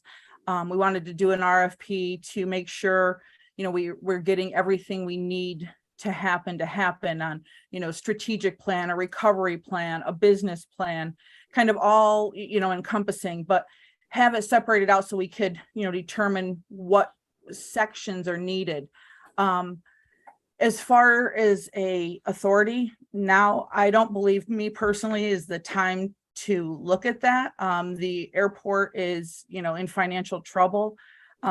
We need to, get back so that we're self-sufficient again. That's, one of the goals over the next 3 to 5 years is making sure that we're increasing our air service so that we can have air service and competitive air service, making sure that our rates and charges are competitive. A lot of that's part of the plan. I've reached out and I'm waiting to get some plans from other airports to see RFPs, what they've put in, what they've got out of it, how they've made out from it. But it's more of a business and a recovery plan, step by step of how do we get from A to Z and be financially self-sufficient. Does that answer your question, Mike? I guess. I just kind of have a general feeling that we kind of know what we need to do already. I don't know how much more a study's going to tell us. It would almost seem more wise to kind of put that money into hiring somebody to actually kind of go out into the field and start doing as opposed to studying. I don't mean to sound like that, but I mean, if you were to hire someone to go and talk to American Airlines and stay on all the airline, I don't know. It just seems like you kind of know what we need to do. I don't know. That has been part of the conversation, Mike. And that will probably be one of the recommendations is for us to hire, dare I say, like a lobbyist or a marketing person to actually as whole person quality healthcare and achieve positive outcomes for all populations regardless of the individual's race, ethnicity, gender identity, gender expression, sexual orientation, socioeconomic status, geographic location, immigration status, language access, and social conditions through prevention and treatment of mental health, substance use disorders, and intellectual developmental disabilities conditions. So that is the definition that they've come up with that they will be using. There are other definitions on racial equity and racial justice that I've included in the paperwork that you have in front of you. So this whole work is beginning with, let's have a universal definition and a plan. And the plan is to focus on racial equity first. We then surveyed the providers to find out information about what, not only what are the priority needs, but where are you in the work around racial equity? And then we talked a bit last time about the OMH Vital Signs Dashboard to collect benchmark data. And that dashboard is public. You can go in there and look at it. I sent you the link previously, and it drills down based on race, ethnicity, and other factors that we just talked, gender, that we just were talking about now. And you can look at any agency you want in New York State. You can compare agencies in the same county. So it's very detailed information, and it's going to be a good starting place for us to look at goals in the future around health equity. And then we did develop some goals in 2023, and it's really looking forward to that larger 2024 plan. So what did people say in the survey results? The same 19 people, the subcommittee members, board members, and agencies. It's not broken down by who the respondents were. So it's just because you could be a board member and also work at an agency, right? So it was agency respondents, what people thought their agency was doing. So interestingly, here you can see, and has your agency started to address racial equity? And if so, how? So over a quarter of agencies that completed the survey said they haven't even started this work. And then at the other end of it, you have over 20% saying they're implementing a plan, with 16% saying that they are doing some of this work, but they didn't feel that their work really fell into any one of those categories. And again, I'll send you out the entire report so you can read all the comments that people wrote when they did the survey as well. I think that's helpful. But we can see clearly there's more work that needs to be done on racial equity. So when asked what on the left-hand side, what racial equity issues impacting children are you most concerned with? I think this is something as a community services board to really take a look at. Is this 58% were concerned about access to our mental hygiene services, 37% were concerned about children's safety, and 37% around physical health needs. So those were the three priorities that they were seeing for children. And when asked the same question for adults, 53% said housing and 53% said access to quality mental hygiene services, and another 53% said access to just having access to the services, and then making sure that those services had the quality to meet the needs of people from minoritized groups. So this information can really help inform our work as we go forward.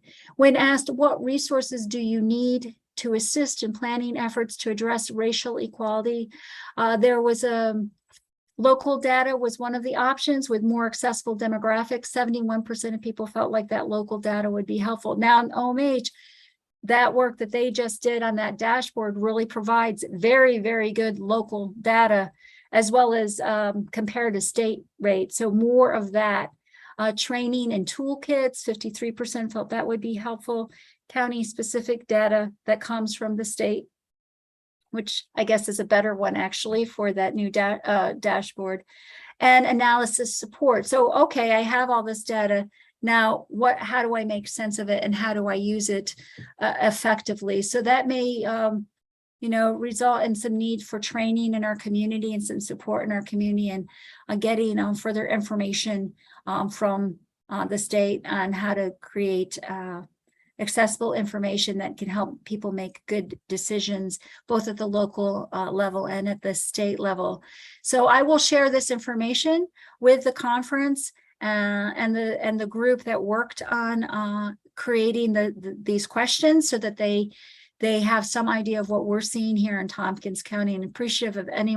So I think that's an important part as well, is to have somebody else look at, what we get submitted and make the determination to, have people review like we've done in the past, other RFPs.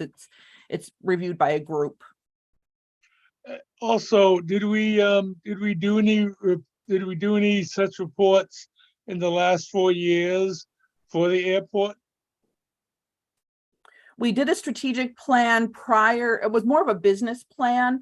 And a lot of that, we did that back in 2019. And it was reviewing a lot of our current contracts. So that was stuff we did, where we stood contractually, looking over the rental car companies, because we had to go out for RFPs.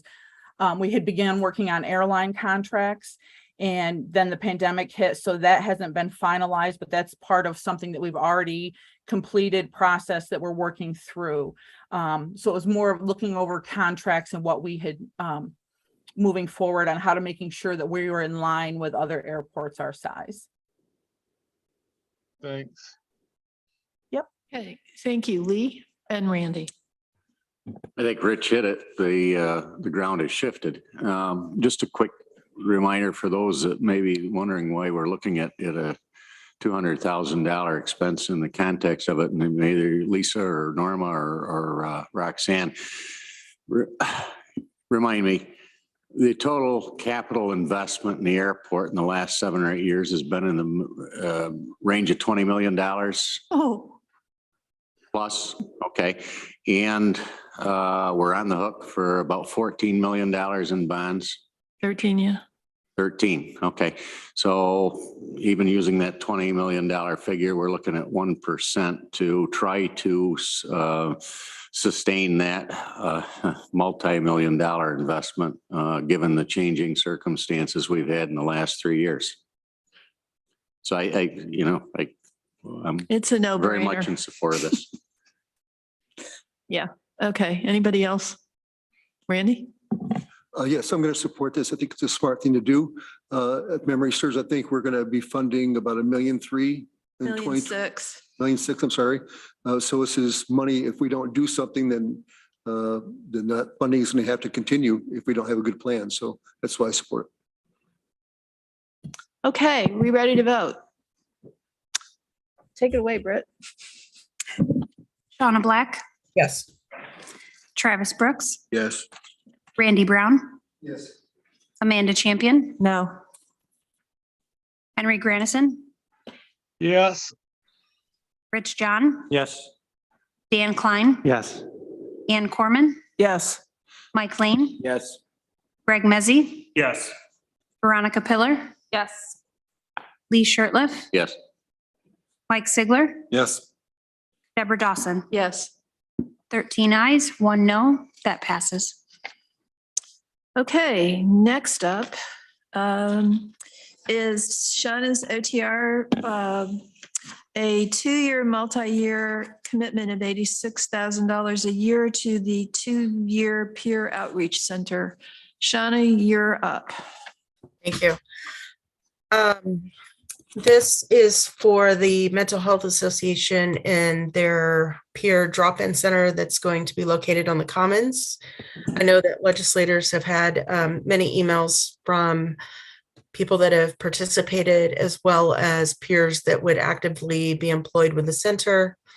We also heard a group that came and spoke with us about the impact that Mental Health Association has had on their well-being and their own mental health.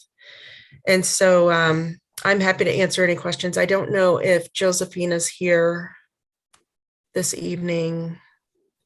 I don't see her, but I am happy to answer any questions if there are any, if I can. Do you want to make the motion, Shauna? Yeah, I'll make the motion. And Okay. Annie seconds. Thank you. Thank you. Questions and comments? Mike Sigler. Just wondering what department has oversight over this? Mental health. Mental health. Anybody else? Well, I'll weigh in. While I'm quite sympathetic to the need for mental health services, I will not be voting for this. As far as I can see, They have half of their funding so far committed from a New York State program for 1 year. And my feeling is simply that if we support this, commit to supporting it for 2 years, despite their optimism about pursuing funding from other sources, we are likely to be on the hook for this forever. And I don't see metrics of any kind. We have plenty of anecdotal evidence about what a difference this has made in individual people's lives, but there's no way to measure its effectiveness, its success, or its failure. And I am unwilling to commit to an open-ended obligation to fund this at this level for a long period of time. So that's just me. Greg. Yeah, Deb, I appreciate your concerns and sharing those with us. And I do think opportunity for real metric. I guess for me, when I heard folks speak on this during our open forum or feedback session on the budget, for me, the fact that, you know, some people were saying because of programs like this or this type of program, I'm here today, I'm alive. Like that was a metric enough for me. I hope that they're wildly successful. I think if we can ensure that our mental health department, you know, supports them in any way possible. And if there is wild success, if this does become a long-term investment in our community, I think it's the right one, because if we can do something where people are willing to come and say, this program changed my life, this program made me better, this program created something in me that I didn't know was there, or showed me what was inside me, and then is encouraging them to give back in a way to help others. I think that this is a great example of a pay it forward type of program. So for me, that's why I do want to support this, but I also want to cautiously support this and make sure that we can get some really good data around usage. And again, I'm not an expert in that area, so I would ask the experts to provide what the best metrics might be. But I do think that this is right now, especially with everything going on in the world, this is the right type of thing for us to be funding. Veronica. Thank you. Basically agree with all what Greg said. I think we all heard, it was like almost the entire public forum, but kind of a lot of people. Okay, 5 out of whatever. It sounded more impressive my way, but Yes. okay. But even outside of this, I think that there's been pretty strong collective acknowledgement that mental health struggles are just a overwhelmingly huge problem in our community, like throughout the county. And hearing these powerful stories of what the Mental Health Association has done for people, and you know, this is also just anecdotally, but I hear a lot from people who really value spaces, like physical spaces to be, that are like supportive and safe, and where they can come to be with people who struggle with the same things they struggle with, as well as peer support generally. That's, I often hear people speak about those two things, and this has both, as being really powerful in like support through, you know, some kind of struggle. In this case, it's mental health, but it could be whatever. So I think I'm really optimistic about this, and I hope they find all the funding from other places that they're looking for, but I actually think it would likely be valuable to, you know, even if we are on the hook for the whole cost next year, or, I mean, I guess we'll see, but you know, we should see how it goes. But I really, really think this would be a very valuable thing, and it would be a shame if it couldn't start up when it's ready to, because we don't fund it. Okay, I've got Annie and then Amanda. So I don't know if it was anybody else besides Shauna and I, but we talked to Josephine, I believe was her name, right? The director, and they already started the program. And not knowing where the funding was going to be, and there's part of me from like a county financial point of view, like, oh no, you gotta get all your ducks in a row. But I don't remember the exact terms, but they said there was a need, and they didn't want to wait, you know, till everything was 100% funded or 100% figuring out where everything was going to be. There was just an overwhelming need. So they have, they're going to be flexible and provide for the needs of people coming off the street. There's a lot of people with mental health issues where you can't just, even if you knew the number or, jump through those hoops to get an appointment, that's not going to be today. And then what do you do in between your appointments? There's some groups and some programs they can go to. This is to help fill in those gaps for those people that don't, fit in between all these things. And as was said, I hear very frequently that we don't have enough mental health services. And we have a lot of people that are struggling in the community. So if this is one thing that we can do, and it's unique, we don't have a drop-in center like this. So I am happy to support this if we want to, help them or urge them to figure out how to, fund this outside of the county or with minimal county, funding. But let's at least, go for a couple of years and help get this off the ground. Thank you. The advisory group within the county. But he thought that there'd be a committee meeting where this proposal was going to be discussed later this week sometime. He had thought it was going to be the 6th, which is Thursday, but I will get more information about that if it is actually the 6th and what time that would be.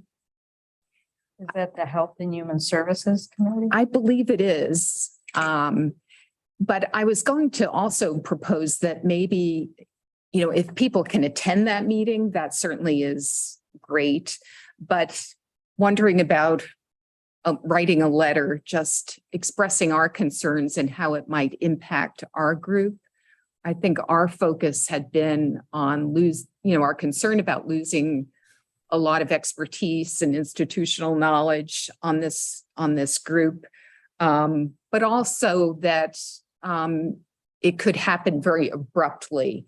So, if they are going forward with something like this, perhaps some kind of transition plan that could be a year out to give us some time to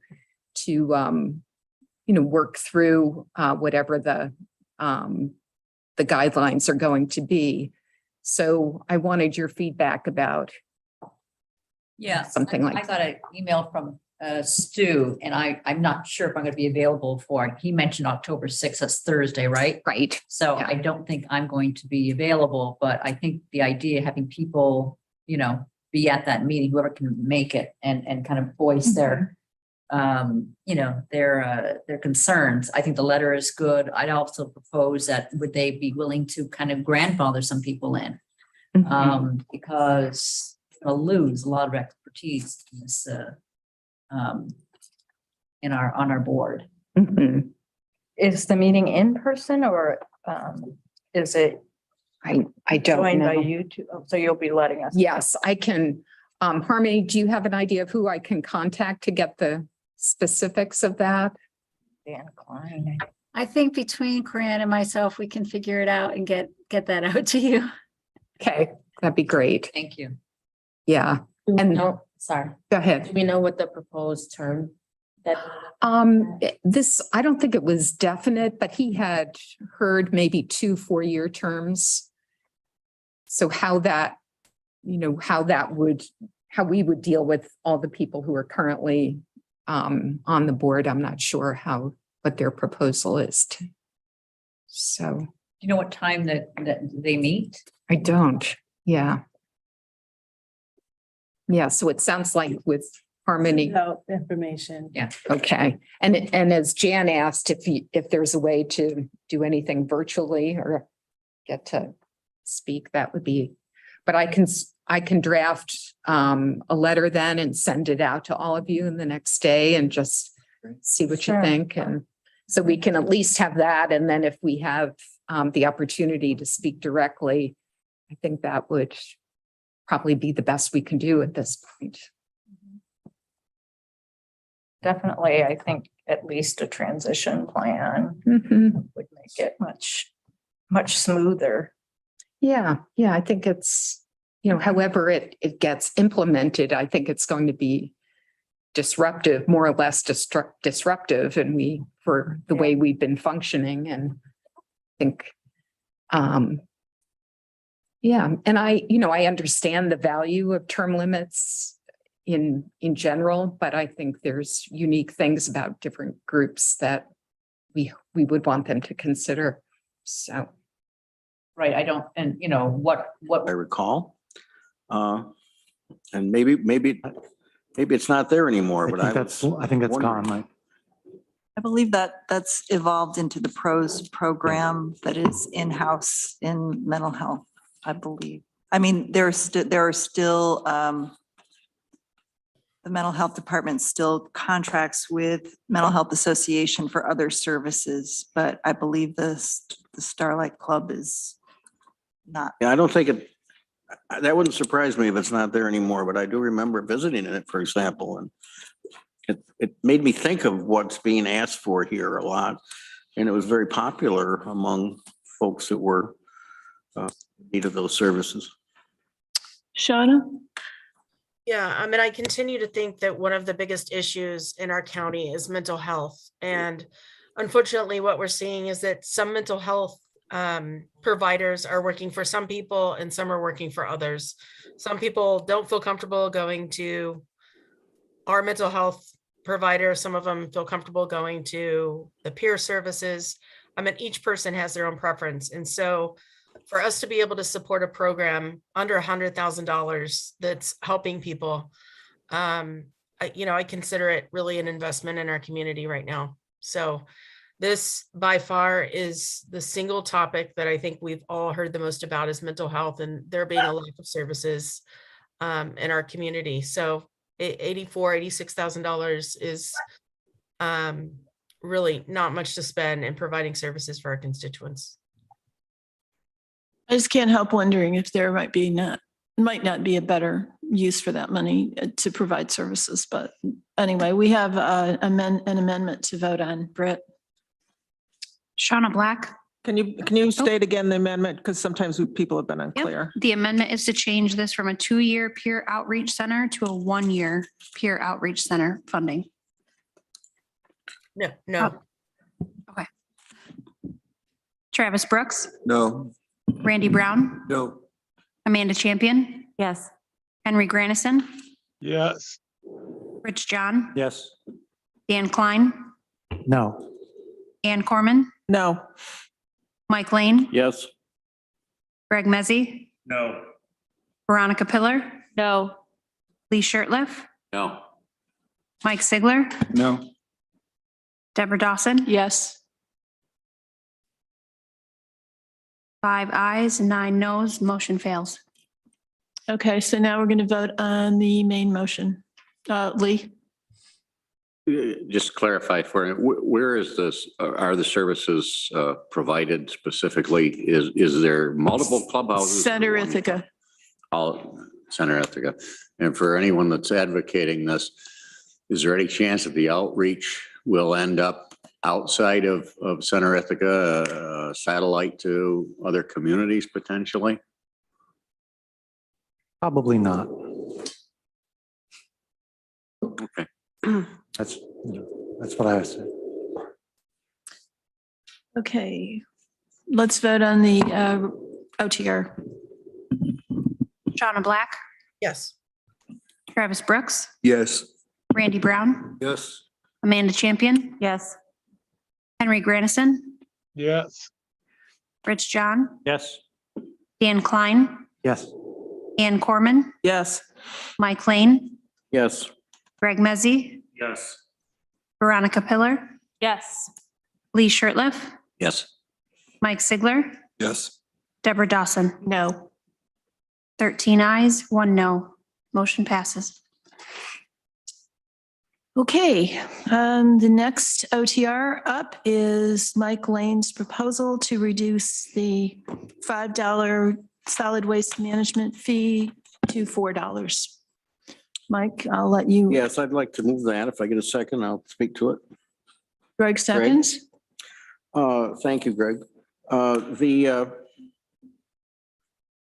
have an awful lot of support and respect for our solid recycling and materials management.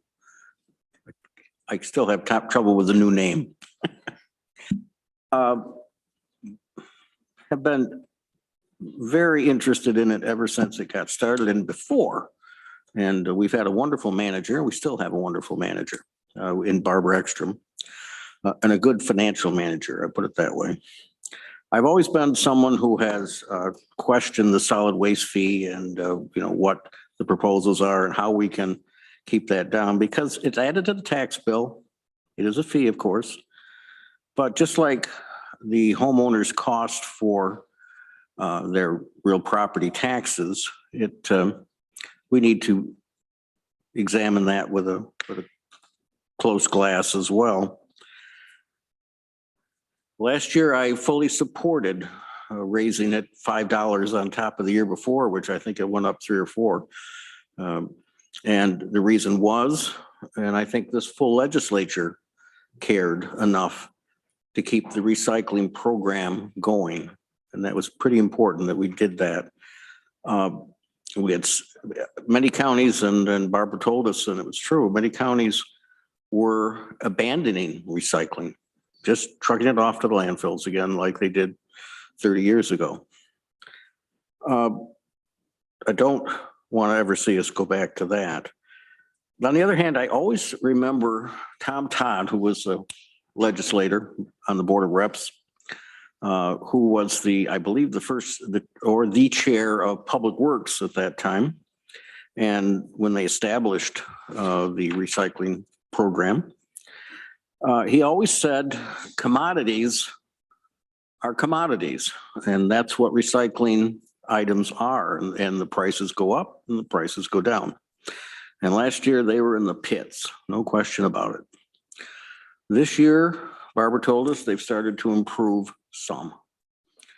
And she also told us that in spite of some increases in our costs, she now has a reserve, a fund balance of about $2.5 million. She's going to use 400,000 and some money of that, she told us. She also told us that the solid waste fee is $1 was about $50,000. And so I thought, let's help our ratepayers, our taxpayers, a little bit this year. Let's not just add on another $5. Maybe we could only add $4. And so, Barbara, if I've misstated anything that you told us, please correct me. But that's why I think we should at least shave $1 off. Okay, can I get a second on Mike's motion? Greg, okay, thank you. Barb, I think you're in the best position to address. Not at all. I have more clarification. Speak in your microphone, please. So I've met almost all of you, Trevor. It's nice to meet you in person. Travis, I'm so sorry. Oh, well, so I've been here 37 years and kind of crazy, but I've seen ups and downs, inside out and all around. And I've seen a trend over and over. What comes up must go down. And because we don't have any reliance on property taxes, and we're an enterprise fund, and we're trying to grow diversion, as I mentioned in my presentation, next year, we're reaching out to the underserved communities who could really use our help in reducing food scraps and in taking advantage of our waste reduction programs to save money. That's one new development. I am putting forth an agenda in my budget to provide those kinds of things. And we're not just about disposal and recycling. So the big picture, and I did some homework. I knew that when we put the budget together, we had what's called a commodity revenue for the whole mix of about $116 a ton. That was, until August. We got the bill the middle end of September, and it went down from 116 to 80. And then I didn't have the information for September. I begged for it for today because we usually get our bill the third week of the following month. It's going to be 46. And I'm not making this up at all. I just inquired heavily because I wanted to be sure. And, you know, whatever you decide to do about fees is a policy decision. Okay, I come up with the best solutions for the program and the finances, and Mike's right. I do a lot of thinking about the finances because they're very complex. So as it is, you know, what Jason and I came to you with 2 years ago when we awarded the new contract for the center, it was 3 times more, and it was about $1 million more. Then a few years before that, I came to you with the recycling collection bid. That was $500,000 more. And as time goes by, these things are going to be up again. And so when I'm recommending $5, that's just $250,000 of expense. It would have been about $30 on the annual fee if we hadn't reduced our budget, if we hadn't taken a lot of steps. I really think that $1 on the annual fee, when we're already going to take out $400,000 from the fund balance, knowing that what we're hearing, and I know why this is actually happening. It hasn't quite.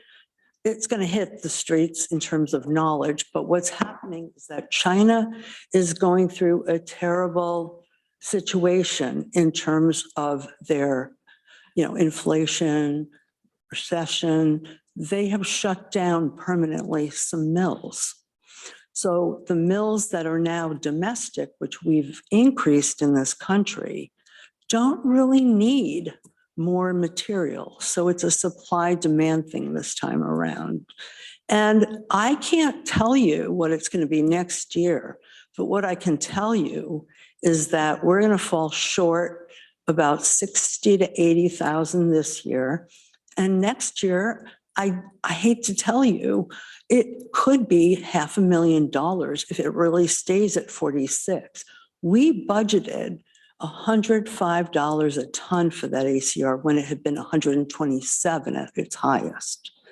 So the one caution I'm going to make, originally when the markets were really good, I thought, okay, maybe we won't have to borrow so much for capital investments from the from our fund. And, it comes out as fund balance, so we could use some of that. And then now I'm thinking that with everything going on, plus the CPI, we anticipated 3% this year. I think it's over 9% right now. And we budgeted next year for 5%. It doesn't all look very pretty to me. And, we do a 5-year budget. And when you look at the 5-year budget, and I'll remind you what Jason asked this legislature, and I was right with him, we need to hold the annual fee to a $5 increase for 5 years because of the volatility of the recycling markets. We don't want to be in a situation where the Department of Recycling Materials Management has to borrow from the property taxes for any reason. So, I think that it's one of these, what comes up goes down, and you never know what will happen. And I think it's financially prudent to keep things where they are. And we're very fortunate that we are as stable, because if we do wind up with a dire situation next year, at least we have a fund balance to rely upon. So that's my little to-do. Thanks, Barb. I see Greg has his hand up, and then Lee, and then Annie. I would love questions. There seems to be so many. Yes, there are so many. So I just want to, I've got a couple of little questions that all fit into a larger question. Yeah. Your fund balance policy, it's that if you have surplus revenues at the end of the year, that gets put into fund balance. Is that how you fund your fund balance, or do you budget funding your fund balance? No, we put it in there.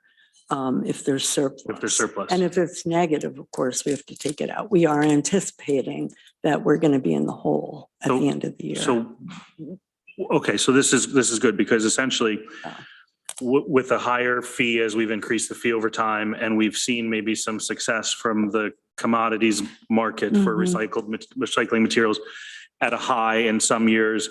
Now we're seeing it at a low. It might be a low. Let's just say It might could be. Yeah, maybe a low. Yeah. So we've essentially, the payer, right, the properties who've paid into this, fee over time have built up that fund balance, or we've built that up because we've seen higher than expected revenues. Yeah. So this is, again. And we've cut costs too, quite a bit. Yeah. Yeah. So I think this is an opportunity to give back when there is and unless there's a clearly stated fund balance policy or best practice, that we should keep 2 million or $1.5 million. We do have one, just so you know. And what does that state? And that is a minimum of 16%. We fell below that. We almost fell below 10% when Jason and I came forward. I know what is in store for us as we continue. If the CPI doesn't go down and we see transportation continuing to be more expensive, which it is, and we have transportation in almost all of our contracts, I fear looking at that picture, and we'll be sharing it with the PDQ committee and then, couldn't go to the full legislature, that we should be safer rather than gambling, and $1 on the fee is 50,000 in expenses when we could be dealing with bigger problems. That's all.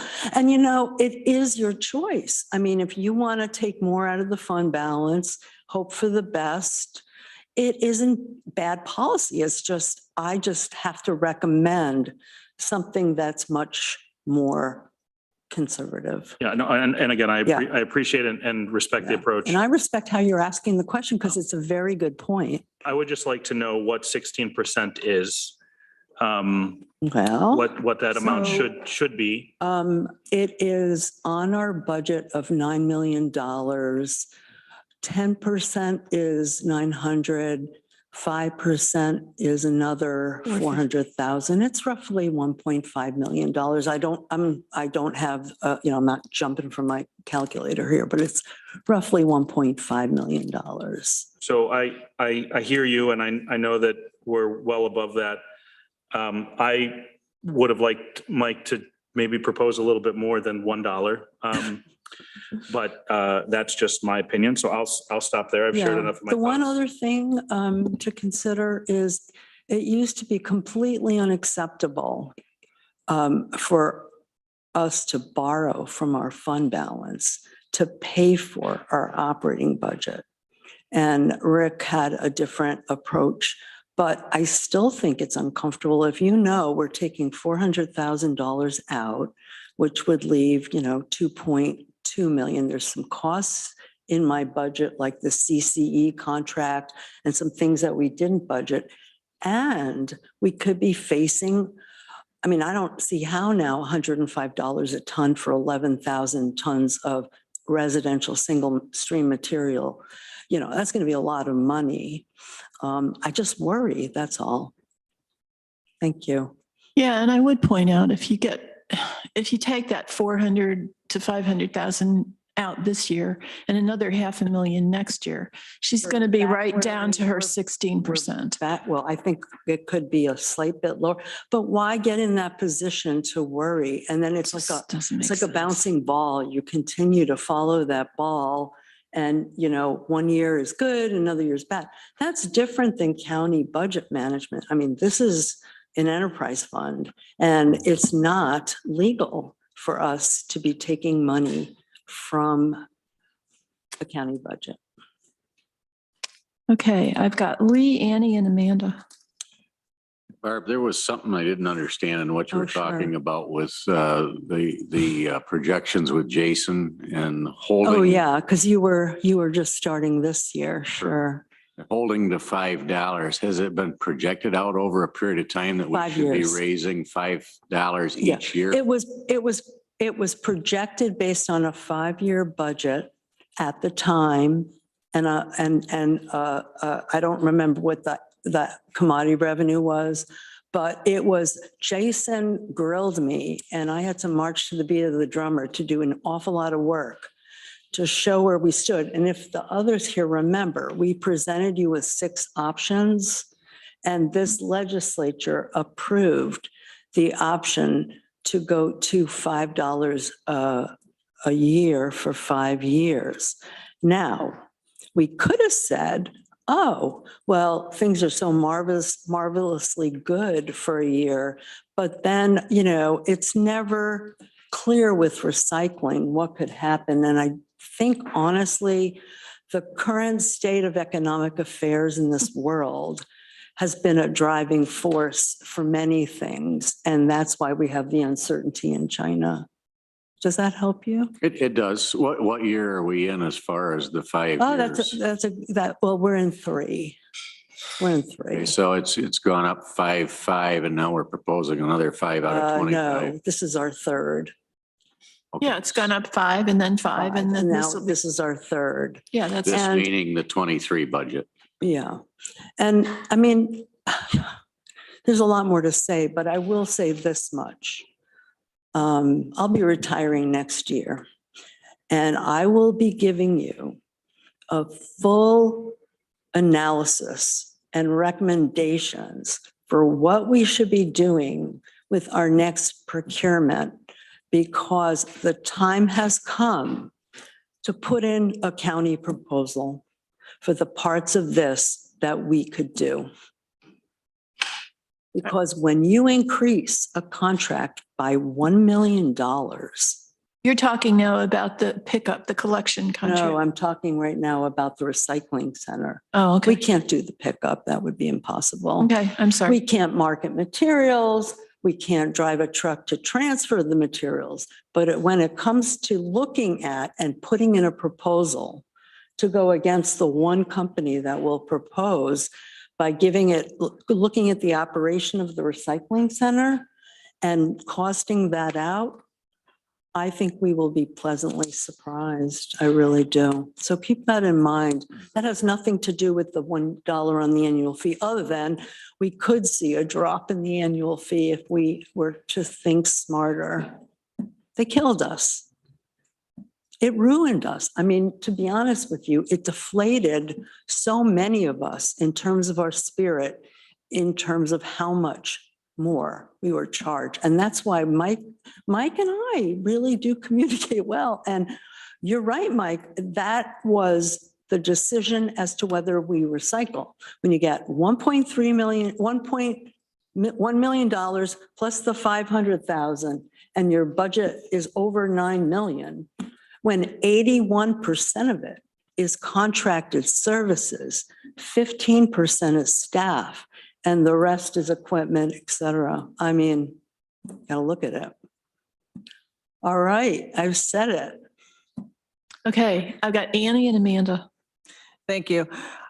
So just looking at the volatility of the recyclables, the commodity prices that you're getting for that. And, over the past few years that I've been on the legislature, and I know you are very conservative in your approach to your budget and to your departments, but still, what was it 3 years ago, we saw just such a decrease in the commodity reimbursement for recyclables that you had to reduce staff, your fund balance fell precipitously, and you've just finally gotten it back up. I don't have a question. What I want to say is I don't support trying to take $1 or $50,000 out of that. I think I do hear what people are saying, my fellow legislators, but let's look at that next year and see, and we have some other things that might be changing next year. So you've kept us on the right path. We have to So look at it all the time. I'd rather I'm wait. following this daily, weekly, monthly. I get reports that often from downtown. And if there's good news, we've already done some thinking about what's going to happen at the end of the year, but it's a moving moving process all the time. And this is the first year where I really want to do more.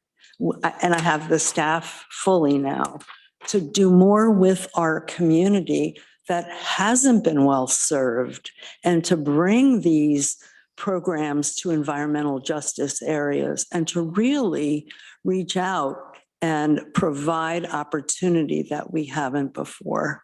Right, and I'll just add, so thank you for mentioning that again, because that's something I wanted to say. If we kind of, got the low hanging fruit and getting out there with waste reduction, composting, getting out there, but to be able to really get out to those underserved populations, to ratchet back now doesn't feel just. So thank you for mentioning that. Thank you, Annie. Amanda? Thank you for this conversation. It's interesting to hear everyone's thoughts. I personally look at it very differently. I think we should be paying for our waste. I think humans produce a ton of waste and we should pay for it.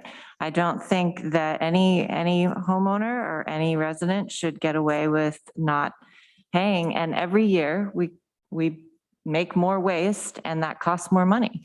So I will not be in favor of this amendment. Okay, anyone else? Are we ready to vote? Okay. Shauna Black, No. Travis Brooks, No. Randy Brown, No. Amanda Champion, No. Henry Grannison, No. Rich John, No. Dan Klein, Yes. Ann Corman, No. Mike Lane, Yes. Greg Mezzi, Yes. Veronica Pillar, No. Lee Shirtliff, Yes. Mike Sigler, No. Deborah Dawson, No. 4 ayes, 10 noes, motion fails. Okay, we've got. Thank you, Barb. 15 more minutes. Yes, thank you, Barb. And since we tabled one of our OTRs from tonight's schedule, let's please move on to Rich John's OTR for a grant writer. Rich, are you prepared to address this? Sure, let's get it on the floor. I would move the OTR to fund a grant writer position. And I had spoken with our county administrator about whether this should be in county administration or planning, and the response was planning. So that's why it's there. And following up on the comments I made after the presentation at NISAC that I attended, there's going to be a steady stream of money available through federal and state grants over the next, this year and another 4 years, that are probably something we will not see again. Taking advantage of this in a structured way, I believe makes great good sense. You do not want to apply for grants if you're not prepared to apply in a comprehensive way and to track your grant in a comprehensive way. And much of the cost of having somebody that can do the monitoring and the training that's required for grants can be included in the grant funding itself. So even though we would be looking to fund a position here, it's quite likely that much of this salary line would be obtained through success or reimbursed through successful grants. So I'd move it. Okay, and I saw Randy's hand, so that's a second, Randy? Thank you. Norma? I'm not going to vote or anything. No, so after we did this research, I did get word back from the Human Resources Office, and this would actually come in about around 55,000 rather than 76. So I thought that was important for the. That is an important thing. What number do you have? 50? It would be 55,000 plus fringe, and I can calculate that. So you have that. All right. Total. At that amount, I would move it. I guess. Can we get that exact number first? Yep. That you're moving? Yeah, it would be 55,000 on salary, and I think Norma is calculating the fringe. And I'm fine with that since I asked for these numbers as an estimate. So the total would be 79,294. Okay, well, I have a couple of questions. First of all, I guess I'd like to hear about how Katie feels this is going to fit into her department. And then secondly, I know that this is a multi-year one-time, and I know that it's difficult to hire people and get good applicants if they don't feel like they've got a long-term future in the job. So I guess that might be something else that Katie could address for us.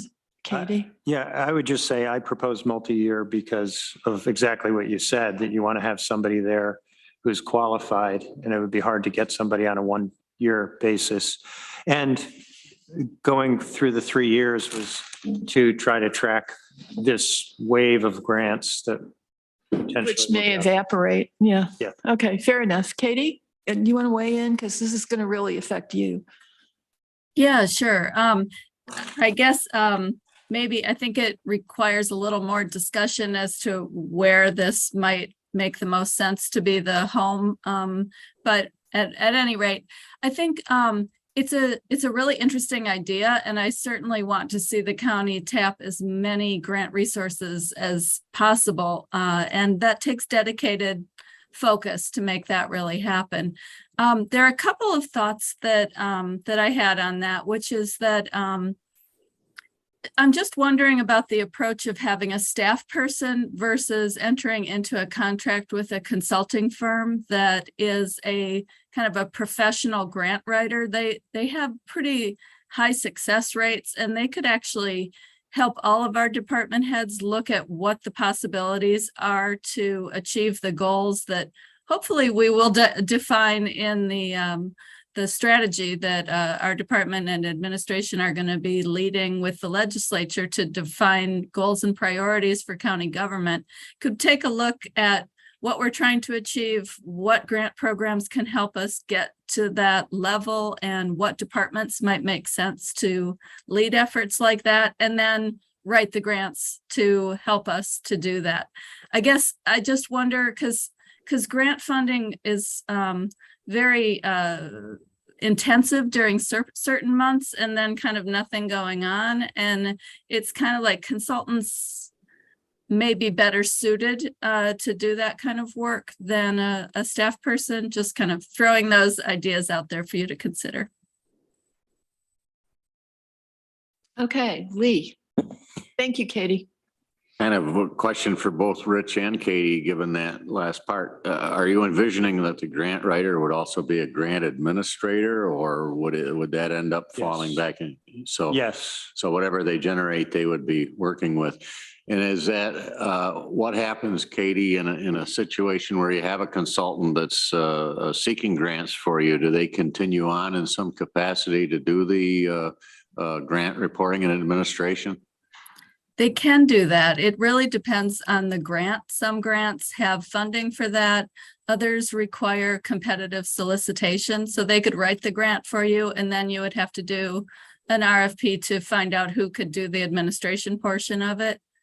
But a lot of municipalities take that approach. They enter into relationships with contractors and consultants who start to understand the goals of the government, and then they can proactively identify grant sources for you and figure out how you're going to administer it. Administering contracts is intensive work, and the county has so many of them. I would wonder whether it's in somebody's ability to administer all the county grants with all the different funding sources, and each one has their own, 100-page guidebook that goes with the grant, and getting up to speed on every one of those things will be very difficult for one person to do, I think.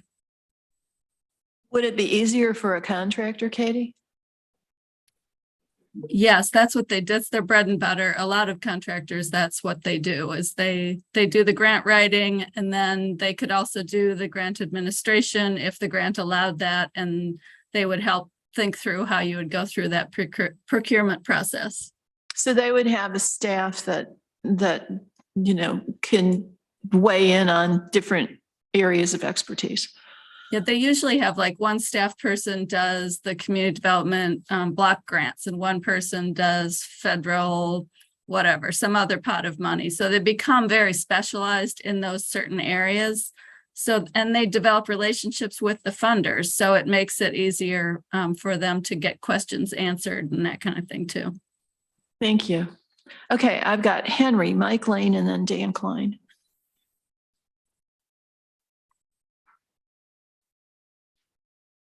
Yes, I was wondering, I know Rich went to the NISAC presentation and heard about everything. Is there perception among department heads that there are grants out there that are not being written by us because of staff time? I think Got a question for me or Lisa? Lisa. Okay, great. I can take a stab at it. I think that my answer to that would probably be, we don't know what we don't know. Not necessarily that department heads would say, no, I've got this covered. It's, there are probably grants coming, and I also went to NISAC and heard some of the federal grant opportunities that are out there. They're kind of coming fast and furious in several different areas around infrastructure and so forth. So it, I guess that's how I would answer that. It's, there are more now than there have been in the past, and unless we're out there looking for them, we may be missing them. But I'm not in a position to say how many or what percentage. Okay. Also, assuming that we hire someone, how will they interact with all the departments in terms of knowing what grants are out there and being able to interact, since this will be in planning, not county administration, how will they interact with the rest of the departments? And I think, we can talk further about placement and whether if this would be a staff or a subcontractor. But I think, for instance, if there were highway infrastructure grants available, they would need to get an understanding of what our highway department is currently doing and what we may or may not be eligible for. There would need to be relationships established with the department head that's in charge of that subject area. Same would be true of planning if it were broadband related, et cetera. Okay, thank you. So if we hired a contractor, do they just kind of have a general portfolio of, it's their job to look at everything that's out there and let us know? How does that work? I don't know if that's a question for Lisa or Katie. I would imagine there would be an RFP process and we would determine the terms under which they would operate. Okay, thank you. All right, I've got Mike Lane, Dan, Annie, and Greg. I really appreciate Rich bringing this to us and back from NISAC. I thought that was an important thing that he stressed for us. But I also am very interested in exactly what Katie just told us about a consultant, because I think about the smaller municipalities that don't have planning departments, and that's what they use. They get consultants for CDBG grants, for other things all the time. They don't have the staff to be able to write the grants or to administer them, and they have to go to consultants, and they get the grants and they get administered. So I think that if we want to spend the money, we could put it into a contingency, or we could just plan on if planning came to us or administration came to us and said they needed X dollars to, for consultants for a particular grant program, we could authorize it out of contingency. Or have a general, an RFP go out for a general relationship. Sure. Okay, I've got Dan, Annie, Greg, and Rich. I had had the same thought about maybe a consultant might be better in this sense. You know, if we got lucky and got a really good grant writer as a staff person, then that would be better, but that's a bit of a gamble. On the other hand, consultants are going to be a lot more money than what's on this piece of paper here. So I would have a hard time making a decision tonight because I don't really know how to think about the costs of a consultant. And so I'm wondering if we would consider tabling this for now. So, and I don't know who would do the research between now and next time, but just to give us some ideas of what we might be looking at to pay a consultant to do the kind of work we're thinking about. Thank you, Dan. Rich, you want to address that? Yeah, the trade-off is you spend a lot more on a consultant and you're going to have more resource at a consulting group because there's more people there.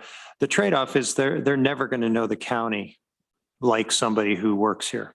It's the same thing, say, with hiring a general counsel inside a company or hiring outside counsel. Yeah, you get lots more specialties with the law firm, but they never understand the business. And that's the same thing here. So I'd be happy to put this off. I had hoped that I was going to get the PowerPoint. They said that they were going to share those at NISAC with everybody, and I think they just haven't done it yet. And I, in fact, looked on my computer just a little while ago to see if it had come through, and it has not. I think if we had the slides, at least that would help us, and maybe we could get some sense of what a consultant would cost or consultants would cost. So I'm happy if we want to put this off for now. Did you want to withdraw it for now? Sure. Okay. All right. So it's 7:30, folks. Did you want to break up now or try to go further? I'm sorry, can I just a point of order? Sure. So I like the idea of like putting it off for now, but do we need to have some idea of who's going to look into this to like to look in, versus a staff person versus a consulting group? So we have more information in addition to the slides? Yeah, certainly. I could try to get the slides, but Katie seems to know about consultants. So maybe she could give us some sense on what consultants would cost, if that makes sense. Yeah, I'm happy to look into that and report back next week. Thank you, Katie. Okay, everybody. Good work. Good night. See you next time. Good night. Thank you. Deborah, when is next time? Next time is the 11th. I guess that's next Tuesday.